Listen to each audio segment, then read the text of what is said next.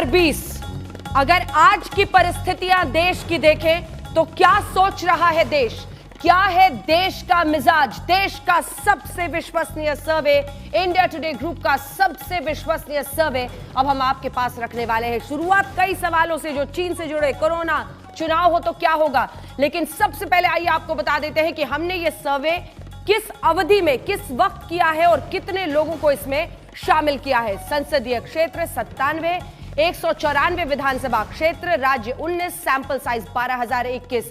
15 जुलाई से 27 जुलाई 2020 के बीच का यह सर्वे। आपको बता दें, खास बात यह कि अब तक हम जब भी सर्वे करते थे तो आमने सामने की बातचीत होती थी, लेकिन कोरोना ने जिस तरह से ढंग बदल दिया है और इसी वजह से सावधानी को बरतते हुए फोन कॉल्स के जरिए ये 12,021 लोग इस सर्वे में शामिल किए गए हैं। सैंपल साइज आपने देख लिया 12,000 से ज्यादा। अब हम आपको दिखा रहे हैं कि आखिर किस अवधि में हमने किया, तो हमने आपको बता दिया जुलाई का महीना, यानी लॉकडाउन, कोरोना, ये तमाम परेशानियां, चीन का भी मुद्दा। अब आइए सबसे पहला सवाल आपको हम पूछाएंगे और हम आपको दिखाएंगे कि जब चीन के साथ भारत का गतिरोध हुआ और भारत सरकार ने उस पर कार्रवाई की तो क्या सोचती है उस पर देश की जनता। सबसे पहला सवाल देश का मिजाज सर्वे में आज यही है कि गतिरोध जो चीन के साथ हुआ उस पर सरकार के निपटने के तरीके पर सही जवाब कितने लोग मानते हैं।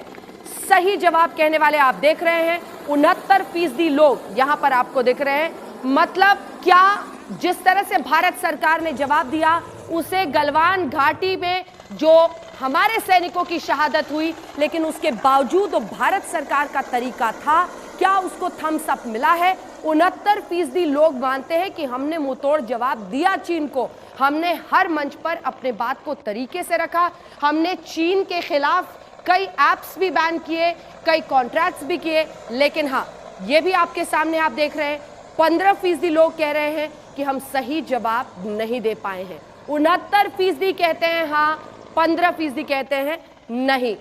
लेकिन ये 9% भी मुझे लगता है इस 15 में आप जोड़ सकते हैं, क्योंकि सरकार ने जानकारी छुपाई, ये मानने वाले 9% लोग हैं। विपक्ष लगातार कहता रहा, आपने राहुल गांधी को भी सुना होगा, वो बार बार ये कह रहे थे कि सरकार सरहद को लेकर देश से झूठ बोल रही है।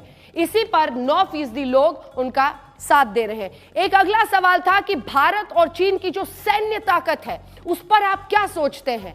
अगर गतिरोध की परिस्थिति आती है तो उस पर आप क्या कहना चाहेंगे। जब ये सवाल हमने लोगों के सामने पूछा कि भारत की जो सैन्य ताकत है और चीन की है, चीन से जीत सकते हैं ये सोचने वाले 72% लोग, 72% ये मानते हैं कि भारत और चीन के बीच अगर मुकाबले की स्थिति आती है तो हम ही जीतेंगे। 72% लोग वो हैं। एक ये आंकड़ा भी है 9% का जो आप देख रहे हैं, चीन को नहीं हरा सकते हैं।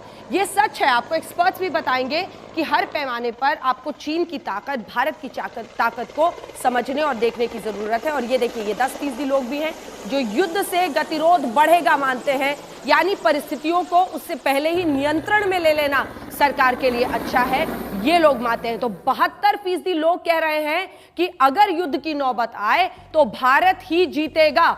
और अब अगला सवाल, तो क्या भारत को चीन से युद्ध करना चाहिए। हमने ये सवाल भी देश की जनता से पूछा कि क्या भारत और चीन के बीच ये युद्ध की स्थिति अगर वाकई है तो ये करना चाहिए। तो हम आपको दिखाते हैं, ये देखिए 59% लोग जो आप मेरे सामने देख रहे हैं, ये 59% कहते हैं भारत को चीन से युद्ध करना चाहिए। 59% एक बड़ा आंकड़ा होता है। इससे पहले भी हमने आपको दिखाया था 72% कह रहे थे कि जीतेंगे हम ही अगर मुकाबले की स्थिति आती है, 59%। और फिर दूसरी तरफ सीधा चलिए तो हम आपको दिखाते हैं यहां पर जो 34% है, ये देखिए, ये 34% ये मानते हैं कि नहीं, युद्ध नहीं करना चाहिए। 34% यहां पर मामला कम से कम इस हिस्से का ठीक ठाक, मतलब साइजेबल आप कह सकते हैं। आखिर में कुछ ऐसे भी लोग थे जो इसमें एक तरह से बच गए, क्योंकि आप देख रहे हैं वो राय नहीं रखते थे, इसीलिए आपको ये 59 और 34 दिख रहा है। और लगभग इधर से 6 और 1 7% हैं जो इस पर राय नहीं देते थे। और अब भारत और चीन के बीच जो गतिरोध चल रहा है, कौन है उसके लिए जिम्मेदार। ये सवाल भी हमने अपने इस सर्वे में लोगों से पूछा कि भारत और चीन के बीच जो गतिरोध है, इस गतिरोध में कौन है जिम्मेदार। तो ये देखिए 47% लोग ये मानते हैं कि चीन की आक्रामक नीति, जो चाइना का आक्रामक अंदाज रहा है, जो उसका अग्रेशन रहा है, प्रधानमंत्री ने भी इसका जिक्र किया था कि ये विस्तारवादी नीति है, विकासवादी नीति पर हिंदुस्तान चलता है और चीन विस्तारवादी नीति पर चलता है। वही विस्तारवादी आक्रामक रुख पर 47% लोगों ने अपनी राय रखी, जबकि ये आप देख रहे हैं 30% जो है वो कि भारत की जो विदेश नीति है वो दोषपूर्ण है, उसमें खामियां हैं, जिसकी वजह से ये गतिरोध पैदा हुआ। और खुफिया तंत्र की नाकामी मानने वाले लोग भी 11% हैं हमारे इस सर्वे के मुताबिक। तो हमने इन 4 मुद्दों पर सीधा सवाल देश की जनता से पूछा और हमारे साथ अब 2 मेहमान इसी मुद्दे पर जुड़ रहे हैं। आइए आपको सीधे उन्हीं के पास लिए चलते हैं। और शाहनवाज हुसैन साहब, राष्ट्रीय प्रवक्ता, पूर्व मंत्री भारत सरकार के, हमारे साथ शाहनवाज हुसैन साहब जुड़ रहे हैं और सुप्रिया सेनाते हमारे साथ राष्ट्रीय प्रवक्ता कांग्रेस पार्टी की जुड़ रही हैं इस मुद्दे पर। सबसे पहले शाहनवाज हुसैन साहब, चीन के मुद्दे पर पहला सवाल आपसे, ये सच है कि देश की जनता मानती है कि आपने जो जवाब दिया है वो ठीक है, वो उसके साथ बाय एंड लार्ज दिखते हैं, लेकिन विदेश नीति को दोषपूर्ण मानने वाले भी लोगों की कमी नहीं है और हमारे खुफिया एजेंसीज की नाकामी पर भी उंगली रखने वाले लोगों की कमी नहीं है। उस पर क्या जवाब होगा आपका? नहीं, देखिए, मेजॉरिटी के लोकतंत्र में भी जो मेजॉरिटी की राय होती है वो राय मानी जाती है और मैं मानता हूं कि पूरा देश सरकार और प्रधानमंत्री की नीति के साथ खड़ा है। आज तक का सर्वे आई ओपनर है, खासकर उन लोगों को जो लोग चाइना के मुद्दे पर, विदेश नीति के मुद्दे पर भारत सरकार को कटघरे में खड़ा करते रहे हैं, उन्हें मालूम होना चाहिए, आज तक के सर्वे के बाद ये संदेश होना चाहिए कि ये देश पूरी तरह, यहाँ की जनता प्रधानमंत्री और सरकार के साथ, अपनी सेना के साथ खड़ी है। और ये चाइना की जो पॉलिसी है और लोगों का आत्मविश्वास भी देखिए कि लोगों का ये आत्मविश्वास भी है कि भारत सक्षम है हर तरह का जवाब देने के लिए। हम चाइना के हर सवाल का जवाब रखते हैं और चाइना के हर मर्ज का इलाज रखते हैं। ये भारत है और आज भारत की वो क्षमता हुई है, आप समझिए जनता के बीच में कॉन्फिडेंस कितना बड़ा है। जो 1962 और 67 की बात होती थी, उसके बाद आज भारत की जनता और पूरी दुनिया में भी संदेश है कि भारत एक ऐसा देश है जो जिस भाषा में चाइना समझेगा उस भाषा में जवाब दिया जाएगा। हम सर झुका कर नहीं, बल्कि चाइना के आंख में आंख डालकर बात करते हैं और हमारे सेना के जवानों ने शहादत दी, तो वो शहादत और बलिदान का नतीजा है कि जनता को मालूम है कि जो सेना कर रही है, जो सरकार कर रही है, उसके साथ मेजॉरिटी की राय है। ये एक सुखद संदेश है और ये संदेश पूरी दुनिया के लिए भी है। सुप्रिया जी के पास चलते हैं। 59% लोग ये मानते हैं सुप्रिया जी कि सही जवाब दिया, सही वक्त पर दिया। हमने आपके सामने आंकड़े रखे हैं, विदेश नीति में भी दोष लोग देख रहे हैं, एक कम आंकड़ा है, 9% कहते हैं कि नहीं, खुफिया एजेंसीज की भी नाकामी थी, लेकिन सबसे बड़ा हिस्सा तो सरकार के साथ खड़ा है। यानी राहुल गांधी के रोजाना वीडियोस या फिर आप लोगों की आक्रामकता व्यर्थ चली गई अगर छवि यही बनी कि लोग सरकार के साथ खड़े हैं। सुप्रिया जी। अंजना जी, पूरी इज्जत के साथ, क्योंकि लोगों ने सर्वे पार्ट लिया है, मैं चाहूंगी कि जरूरी है ये समझा जाए कि सवाल सिर्फ इसलिए नहीं उठाए जाते हैं कि उसका मतलब सर्वे मिल जाएगा। सवाल इसलिए उठाए जाते हैं क्योंकि इस सर्वे के बावजूद आप भी ये मानेंगे, और मैंने बहुत सारी सर्वे आज तक दोनों में देखी है जहाँ पर सिचुएशन ऑन द ग्राउंड जो यथास्थिति है वो बिल्कुल अलग है। किन्हीं वजहों से सुप्रिया जी आपकी आवाज जी आ रही है, अब आ रही है, बोलिए। नहीं, अल्टीमेटली तो कोई भी नेता, कोई पॉलिटिकल पार्टी का हेड लोगों से ही संपर्क साधने के लिए ये सब कुछ करता है ना। आप कह रही हैं कि सर्वे में क्या है वो जरूरी नहीं है, लेकिन देश की राय तो जरूरी है, वो तो मिजाज आपको समझना पड़ेगा और ये उसी का आईना है। हम तो आपसे ये पूछ रहे हैं कि जो लोगों को समझाना चाह रहे थे राहुल गांधी, उसमें वो असफल दिखाई दे रहे हैं, अगर 69% लोग ये कहते हैं कि नरेंद्र मोदी ने सही किया है। मेरा कहना यह है कि हम देश को आईना दिखाने की जहाँ तक बात कर रहे हैं, मुझे ऐसा लगता है कि सवाल सही पूछे गए। मुझे ऐसा लगता है और बहुत लोगों को ऐसा लगता है कि जो जमीनी हकीकत है वो बहुत जुदा है, बहुत डिफरेंट है। इसीलिए डिफेंस मिनिस्ट्री ने अपना वेबसाइट से हटा दी, जिस पर उन्होंने रिपोर्ट डाली थी कि चीन के साथ आखिर हुआ क्या है लद्दाख में। और मुझे ऐसा लगता है कि समय बीतने दीजिए, असलियत सामने जरूर आएगी। इस सर्वे का मैं सम्मान करती हूँ, लेकिन इसको सच मान लेना ये मेरे गले तले बात नहीं करती। ठीक है, आपकी जो आवाज है उसको जरा हम फौरन फिर से डिस्कनेक्ट करके रिकनेक्ट कर रहे हैं ताकि आपकी आवाज स्पष्टता से आए।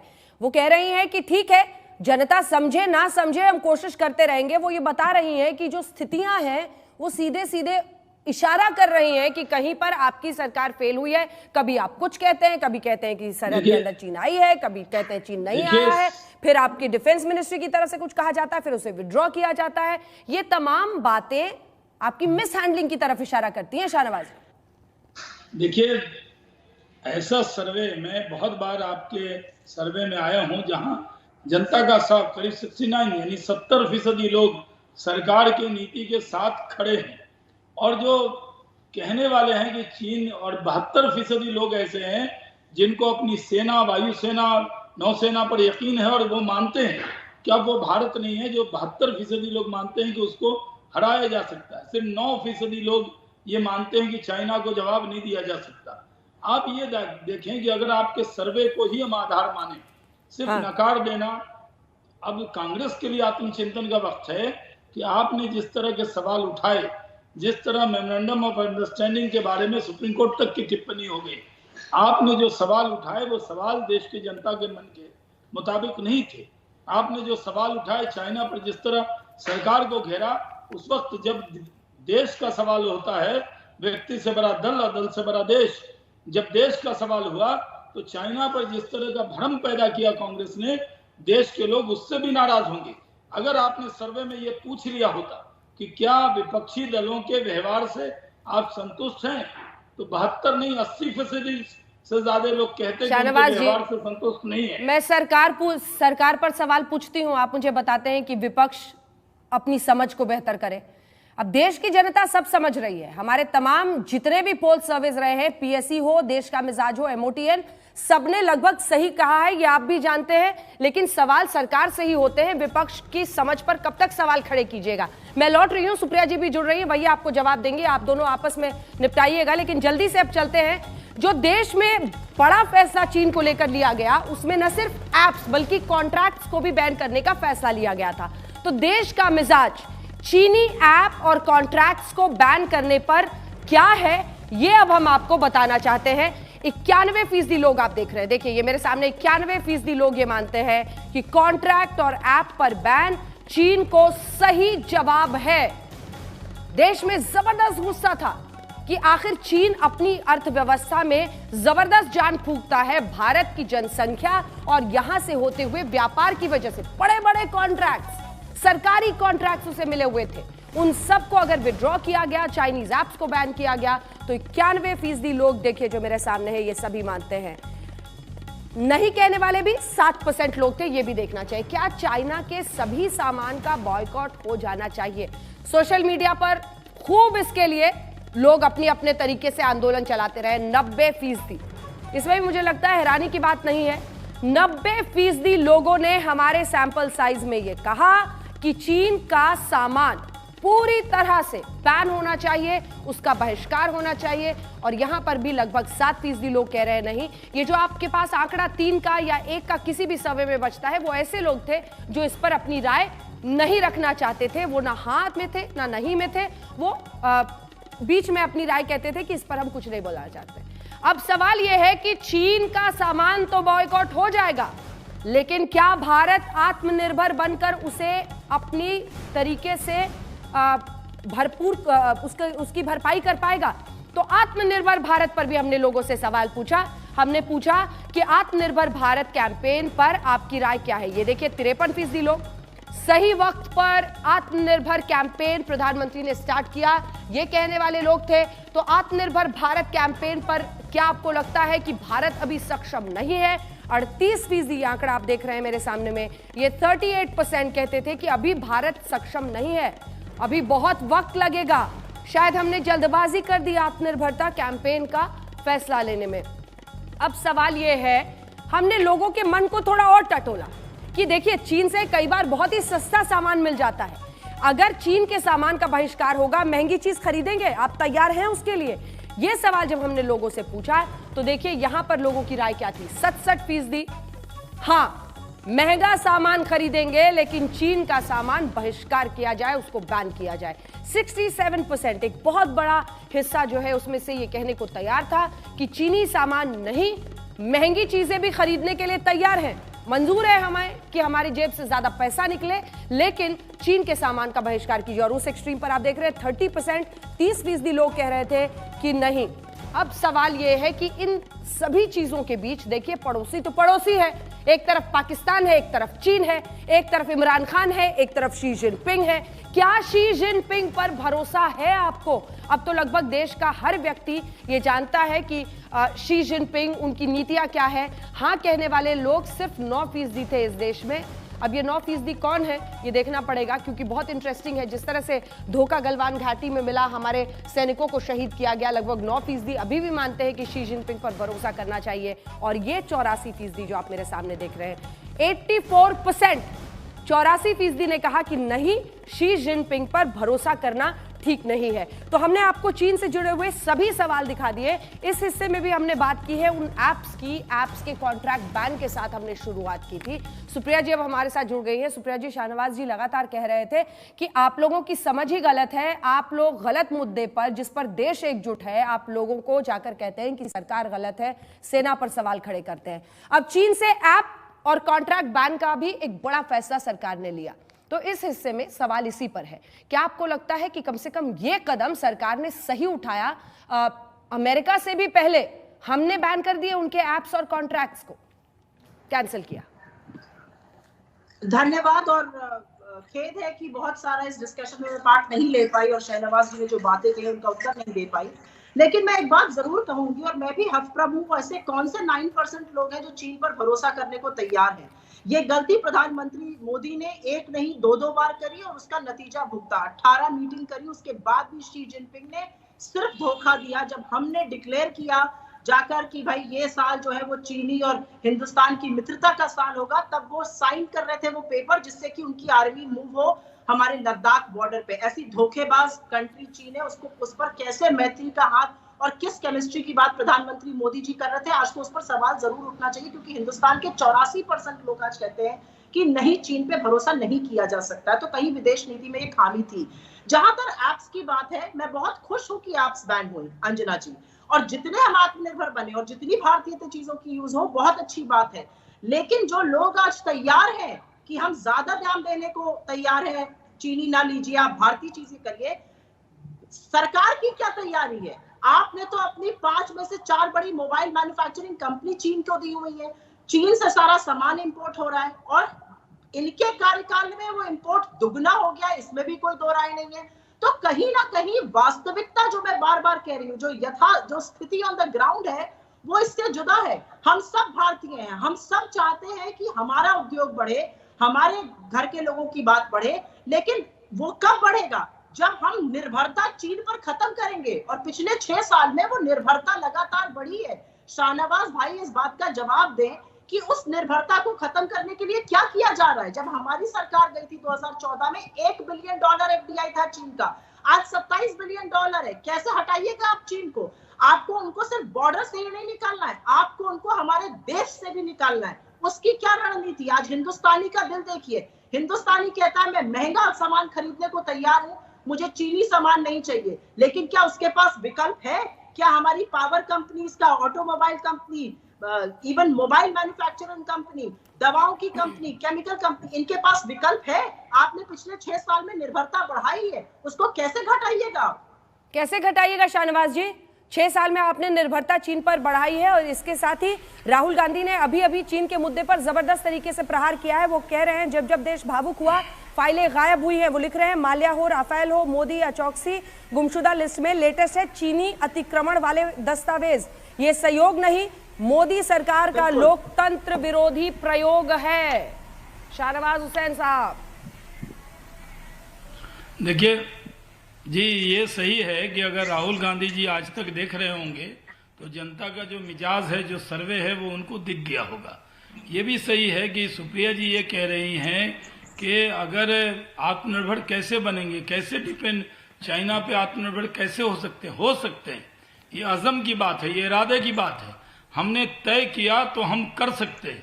ये भारतीय हैं, हम कठिन परिस्थिति में भी जीना जानते हैं और भारत सब कुछ से समझौता कर सकता है, अपने स्वाभिमान से नहीं कर सर की कठिन परिस्थिति बनने क्यों देते हैं? परिस्थिति देखिए, ये क्या किसी को नहीं दिख रहा था कि हम धीरे धीरे चीन पर कितने निर्भर हो रहे थे? अच्छे रिश्ते रखने हैं, अच्छे रिश्ते रखने हैं, उसके लिए अपनी अर्थव्यवस्था को ही हम कमजोर कर ले। देखिए नहीं, हमने अपनी अर्थव्यवस्था को कमजोर नहीं किया। ये सही है कि पिछले कई साल से चाइना पर बहुत ज्यादा लोग डिपेंड थे, लेकिन जब प्रधानमंत्री जी ने इस संकट से पहले ही, चाइना का जब संकट हुआ उससे पहले आत्मनिर्भर भारत जब सोचा तो उनकी सोच बहुत दूर की है। और इसीलिए हमने कहा, क्या कांग्रेस पार्टी ये कह रही है कि हमें चाइना पे डिपेंड रहना चाहिए, आत्मनिर्भर नहीं हो सकते? ऐसा उन्हें नहीं कहना चाहिए। हम सक्षम हैं, आप नहीं तो आपको तायद करनी चाहिए ना, आपको कहना चाहिए ना कि अगर भारत आत्मनिर्भर हो रहा है तो आत्मनिर्भर होगा। आपको देश की जनता के साथ वो विश्वास जताना चाहिए। आ रही वो पूरा कर ले, वो पूरा कर ले। मिजाज को भी अच्छी तरह जान लीजिए। पूरा देश सरकार के साथ खड़ा है, पूरा देश सेना के साथ खड़ा है, पूरा देश प्रधानमंत्री के उस अभियान के साथ खड़ा है कि ये भारत आत्मनिर्भर होगा। और हम आज इस स्थिति में हैं कि चाइना को हर मोड़ पर हमने जवाब दिया है और पूरे दुनिया में भी अलग थलग किया है। पूरे दुनिया में आज बड़ी तादाद में दुनिया के देश भारत के साथ खड़े हैं। मेरा कांग्रेस से यही अनुरोध है कि आप, दल से बड़ा देश होता है, आप दल की राजनीति देश की राजनीति में न लाएं। आपको पूरी तरह सरकार के साथ खड़ा होना चाहिए और आपको यकीन करना चाहिए बॉर्डर पर जो सेना खड़ी है, जो कह रही है, उस पर आपको आंख बंद कर यकीन करना चाहिए। अगर आप उस पर शक शुबा पैदा करते हैं, सवाल उठाते हैं, तो सेना का भी मनोबल गिरता है और देश के लोगों का भी मनोबल गिरता है। ठीक है, इसका जवाब आप दीजिएगा। एक बार जरा दर्शकों को बता दें, ये जो प्रधानमंत्री की आप तस्वीरें देख रहे हैं, प्रधानमंत्री राष्ट्रीय स्वच्छता केंद्र के उद्घाटन में पहुंचे हैं और वहीं से ये लाइव टेलीकास्ट प्रधानमंत्री का चल रहा है। राष्ट्रीय स्वच्छता केंद्र का उद्घाटन प्रधानमंत्री कर रहे हैं और कुछ ही देर में वहां पर एक इनॉग्रल एड्रेस भी उनका होगा। क्या वो बोलेंगे ये भी हम आपको सुनाएंगे। फिलहाल वहीं पर चारों तरफ जाकर आप तस्वीरों से समझ सकते हैं, प्रधानमंत्री तमाम चीजों को देख रहे हैं, समझ रहे हैं। सुप्रिया जी, जवाब दीजिए। मुझे सिर्फ इतना कहना है कि शाहनवाज भाई ये गलत बात बोलनी आप तो बंद कर दीजिए। आपके कुछ दल के लोग बोलते हैं, उनको बोलने दीजिए। आपको मैं इज्जतदार आदमी मानती हूँ। आप बार बार ये मत कहिए सेना पे सवाल उठता है। हम तो सेना पे भी सवाल नहीं उठाते, हम तो सरकार पर भी सवाल नहीं उठाते, हम तो विश्वास करने को तैयार है। अब आप बताइए किस पे विश्वास किया जाए? प्रधानमंत्री के 19 जून के वक्तव्य पे विश्वास किया जाए कि कोई नहीं घुसा हुआ है, कोई घुसा हुआ नहीं है, या रक्षा मंत्रालय की उस रिपोर्ट पर विश्वास किया जाए जो कहती है, और उसने बड़े क्लैरिटी से बताया कि कैसे 5 मई को कैसे घुसा चीन ने क्या क्या किया, कैसे 15 जून में शहादत हुई, और फिर उस रिपोर्ट को हटा दिया जाता है। किस पर विश्वास किया जाए? आप सिर्फ एक बात का जवाब दीजिए। पारदर्शिता के चलते हमारी तो सिर्फ एक ही रिक्वेस्ट थी, आप सच बताइए। चलिए, सच बताया गया उस रिपोर्ट में। उस रिपोर्ट को हटा लेने से आप प्रधानमंत्री जी की क्रेडिबिलिटी पर सवाल उठाते हैं। उस रिपोर्ट को हटा देने से आप कहीं शक और शुबा पैदा करते हो, और उस रिपोर्ट को हटा देने से आप चीन को ज्यादा ताकतवर बनाते हैं। चीन ये कहकर आज हमारे घर में घुसा है कि जी आपके प्रधानमंत्री तो कहते हैं हम घुसे हुए ही नहीं है, हम कहाँ आपके अंदर आए। आपकी जो रिपोर्ट बताती है कि हम घुसे थे, वो भी हटा दी जाती है। चीन का साथ मत दीजिए। एक मिनट मेरी बात सुन लीजिए। और शाहनवाज भाई, जो आप इरादे की बात कर रहे थे, मैंने तो कहा कि हम भी उस हिंदुस्तानी में है जो कहते हैं हाँ थोड़ा महंगा सामान ले लेंगे, थोड़ा मिठाई कम खा लेंगे, लेकिन चीन को खत्म करो। चीन का जो सामान डंप होकर हमारे मार्केट में आता है उसको खत्म करिए। लेकिन मेरा तो सिर्फ एक ही मुद्दा है कि पिछले 6 साल में वो बढ़ा है। शाहनवाज भाई, आप तो मंत्री रह चुके हैं। 5 बड़ी मोबाइल मेकिंग कंपनी में से 4 चीनी है। 30 बड़े स्टार्टअप में से 18 में चीनी पैसा लगा हुआ है। आप किस तरह से इनको निकालिएगा? आप कैसे 27 बिलियन डॉलर चीनी निवेश जो आया हुआ है हर क्षेत्र में घुसा हुआ है? और मुझसे पूछिए, ये तो सुरक्षा की नीति से भी बड़ी गड़बड़ बात है। हुआवे और ZTE का कॉन्ट्रैक्ट आज तक नहीं कैंसिल हुआ। टेलीकॉम से ज्यादा प्राइवेसी और सुरक्षा की बातें और कहां हो सकती हैं? तो थोड़े मोटे छोटे मोटे कॉन्ट्रैक्ट सड़कों के मत कैंसिल करिए, बड़ा कदम उठाइए। और ये मैं आपको पूरी इज्जत और पूरे सम्मान के साथ कहती हूँ, सरकार चीन के खिलाफ जो कदम उठाएगी हम मुस्तैदी से आपके साथ खड़े हैं। लेकिन वो तो कह रहे हैं साथ देंगे, वो कह रही है कि साथ देंगे, आप कदम तो उठाइए। मैं बस देखिए, पहली बात तो ये है कि आपने ये सवाल पूछा कि किस पर यकीन करें। तो बॉर्डर पर कौन है? आप लोग बयान करते हैं कि एक रिटायर्ड जनरल ने ये कहा, एक व्यक्ति ने ये कहा, मीडिया रिपोर्ट ये आई। मैं तो कह रहा हूँ बॉर्डर पर, मैंने एक मिनट सुन लीजिए सुप्रिया जी, एक बार जो सेना जी, मैं कह रहा हूँ जो सेना बॉर्डर पर, मेरा आपसे और कांग्रेस से अनुरोध है कि जो बॉर्डर पर सेना के जवान खड़े हैं उन पर ही यकीन कीजिए, पहली बात। दूसरी बात का आपके प्रधानमंत्री सुप्रिया जी, वो आपके भी प्रधानमंत्री हैं। आप नहीं, मैं कह रहा हूं कि वो प्रधानमंत्री मेरे नहीं हैं, वो 137 करोड़ हिंदुस्तानी के हैं और आपको मैं हिंदुस्तानी मानता हूँ। आप कांग्रेस में जी आपने ही कहा, आपने मुझे कहा कि आपके प्रधानमंत्री, नहीं सुप्रिया जी, जब आप बोल रही थी तो मैंने सुना था। अब आप मेरा जवाब सुन लीजिए ना। बाल की खाल नहीं उतारा हूं, मैं आपकी बात का अक्षर से जवाब दे रहा हूँ। अंजना जी, मैं जानता हूँ कि ये सर्वे नहीं, मैं आपको कह रहा हूँ, आप सुनिए। मैं ये मान रहा हूँ कि जिस तरह का सर्वे आज आया है उसमें कांग्रेस की वकालत करना मुश्किल काम है, क्योंकि जिस तरह का प्रोपेगेंडा आप लोगों के जरिए किया गया उसके उलट सर्वे है। देश को लोगों का विश्वास अपने देश के प्रधानमंत्री पर है, मेरे प्रधानमंत्री नहीं, देश के प्रधानमंत्री। दूसरा हाँ, मैं जवाब दे रहा हूँ ना, प्लीज। मैं रक्षा मंत्रालय सुप्रिया जी बहुत अच्छे, हम दो ही लोग हैं, सुन लीजिए ना। सुप्रिया जी, हम और आप दो ही लोग डिबेट में हैं, अपनी पारी में बोल लेंगे। जो आपने पूछा है मैं जवाब दे रहा हूँ, लेकिन सवाल का तो जवाब देना होगा ना सर। वो स्पेसिफिक सवाल एक रक्षा मंत्रालय की रिपोर्ट पर पूछ रहे हैं, आप पूरा सरहद से लेकर पूरा हिंदुस्तान घुमा दिए। रक्षा मंत्रालय की रिपोर्ट, उसको तो मानिएगा ना। नहीं, कहाँ घुमा दिया? सरहद पे सेना खड़ी है, भरोसा देश का सेना पे है, कांग्रेस का भी भरोसा सेना पे होना चाहिए, ये जवाब है आपका। दूसरी बात ये है, हाँ अरे आप लोगों के बयानों से सेना का मनोबल गिरता है। सेना वहाँ अपनी शहादत का जाम पीती है, फिर शाहनवाज जी घुमा दिया, आप लोग उस पर सवाल उठा, फिर सेना पर घुमा दिया। दूसरा जवाब, अरे नहीं, आप देखिए अंजना जी, आप मुझे जवाब एक सेकंड, मतलब 10 सेकंड तो पूरा करने दीजिए। अच्छा, बोलने दीजिए शाहनवाज जी को, बोलने दीजिए। नहीं बोलती थी, अब क्या हुआ? हाँ, बोलिए आज बोलिए सुप्रिया जी, बाद में मैं धीरज से आपकी आलोचना सुनूंगा। मैं आपसे कह रहा हूं कि आपने कहा कि हम कैसे यकीन करें, ये कैसे मुमकिन है। मैं आपको कह रहा हूं मोदी है तो मुमकिन है, नामुमकिन को जो मुमकिन बना दे उसी का नाम नरेंद्र मोदी है। और वो सारे काम जिसके लिए आप लोग नामुमकिन कहते थे उसको मुमकिन करके बताया है। इसलिए यकीन कीजिए, आप लोग ने देखा, आप लोग तो हमसे कहते थे धारा 370 कैसे खत्म होगी, नामुमकिन है, कर दिया कि नहीं? आप कहते थे राम मंदिर का निर्माण कब होगा, शुरू हो गया कि नहीं? आप कहते थे चाइना का ऐप कब बंद होगा, कर दिया कि नहीं? आप कहते थे चाइना के आंख में आंख डालकर बात कीजिए, करके दिखाया कि नहीं? अगर 20 लोगों की शहादत हुई, उनके भी 43 लोगों की जान गई है। और आत्मनिर्भर इस देश को करेंगे।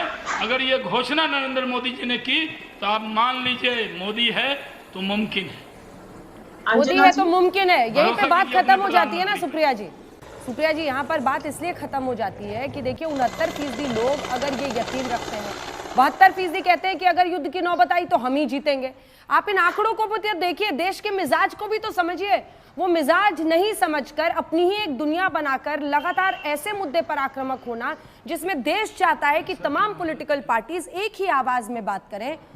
कहीं आप अपने पैर पर ही तो नहीं कुल्हाड़ी मार रहे? सवाल ये है। अंजना जी 74% क्यों, 100% देशवासियों को यकीन होना चाहिए अपनी सेना पर, उनके पराक्रम पर, उनके शौर्य पर। आज किसी से भी युद्ध हो जाए हम उनको हराने की स्थिति में पूरी तरह से है।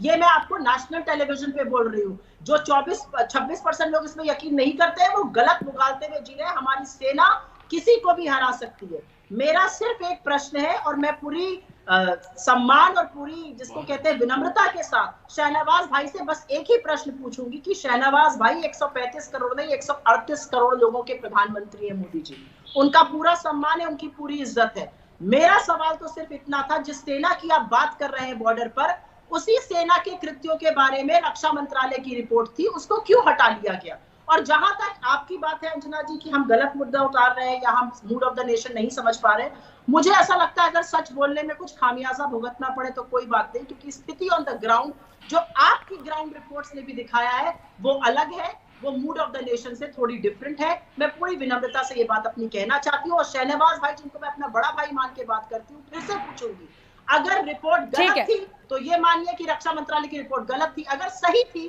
तो हटाई क्यों गई? आप जितना भी उनको कहें कि आप भाई मानती हैं, लेकिन कैसे किस सवाल पर कितना जवाब देना है और कहां पर दाएं से लेकर बाएं सेना तक पहुंचना है, इस हुनर को जानते हैं शाहनवाज हुसैन साहब, मजे हुए खिलाड़ी हैं राजनीति के। अब हम जरा रुक कर लेते हैं कोरोना के मामले पर। जी हां, 60,000 से ज्यादा मामले एक एक दिन में अब देश में आ रहे हैं। 20 लाख कोरोना का आंकड़ा हम पार कर चुके हैं एक मुल्क के बारे में तौर पर, लेकिन हाँ मृत्यु दर को लेकर थोड़ी संतुष्टता है। चलिए, देश का मिजाज सर्वे में हमने जो सवाल देश का मिजाज में पूछा है कोरोना के मद्देनजर, पहला सवाल प्रधानमंत्री नरेंद्र मोदी, जी हाँ, कोरोना आने के बाद लॉकडाउन से लेकर तमाम जो फैसले सरकार ने लिए, पहला सवाल यही था, पीएम मोदी ने कोरोना को कैसे संभाला। इस सवाल पर 29% कहते हैं बहुत अच्छा, 48% कहते हैं अच्छा, और अगर जोड़ दें तो यह हो जाता है 77, यानी कि 77%। 77% लोग, यानी आप कह सकते हैं डिस्टिंक्शन से ज्यादा, जिसे कहा जाता है मार्क्स लाना, डिस्टिंक्शन से ज्यादा 75 मतलब 3/4 से ज्यादा लोग ये मानते हैं कि कोरोना को प्रधानमंत्री मोदी ने ठीक से संभाला। बहुत अच्छा मानने वाले 29% और 48% कहते हैं अच्छा है। हालांकि औसत भी एक है जो कहते हैं, कम से कम बीजेपी शाहनवाज जी तो लपकेंगे कि औसत को भी आप 18% को उसी तरफ जोड़ दीजिए, लेकिन 77 से अगर हम 18 जोड़ लेते हैं तो लगभग 95% हो जाता है, और फिर बचते हैं सिर्फ 5% जो कि खराब है। यानी सुप्रिया जी से पूछेंगे कि सिर्फ कांग्रेस की जो सोच है कि खराब संभाला, काम नहीं किया ठीक से, केस इतने बढ़ते गए, वो सिर्फ 5% उसके टेकर्स हैं। कोरोना पर पहले सवाल में आप कह सकते हैं डिस्टिंक्शन से भी ज्यादा मार्क्स से सरकार और खास तौर पर प्रधानमंत्री नरेंद्र मोदी पास होते हुए। तो इसी पर हम सवाल दागेंगे शाहनवाज जी और सुप्रिया जी से भी, लेकिन सीधा सवाल पीएम पर ही था। लेकिन कोरोना काल में, कोरोना संकट पर जो अर्थव्यवस्था में भारी परेशानी का सामना, इस संकट एक तरह से कह लीजिए मुल्क को सामना करना पड़ा, उस पर देश की जनता क्या सोचती है, आर्थिक संकट को कैसे संभाला। एक बार फिर 23% लोग कहते हैं बहुत अच्छा, अच्छा कहने वाले 48% लोग हैं, यानी फिर 71% ये कह रहे हैं कि सरकार ने अच्छा संभाला और 23% तो बहुत अच्छा है ही।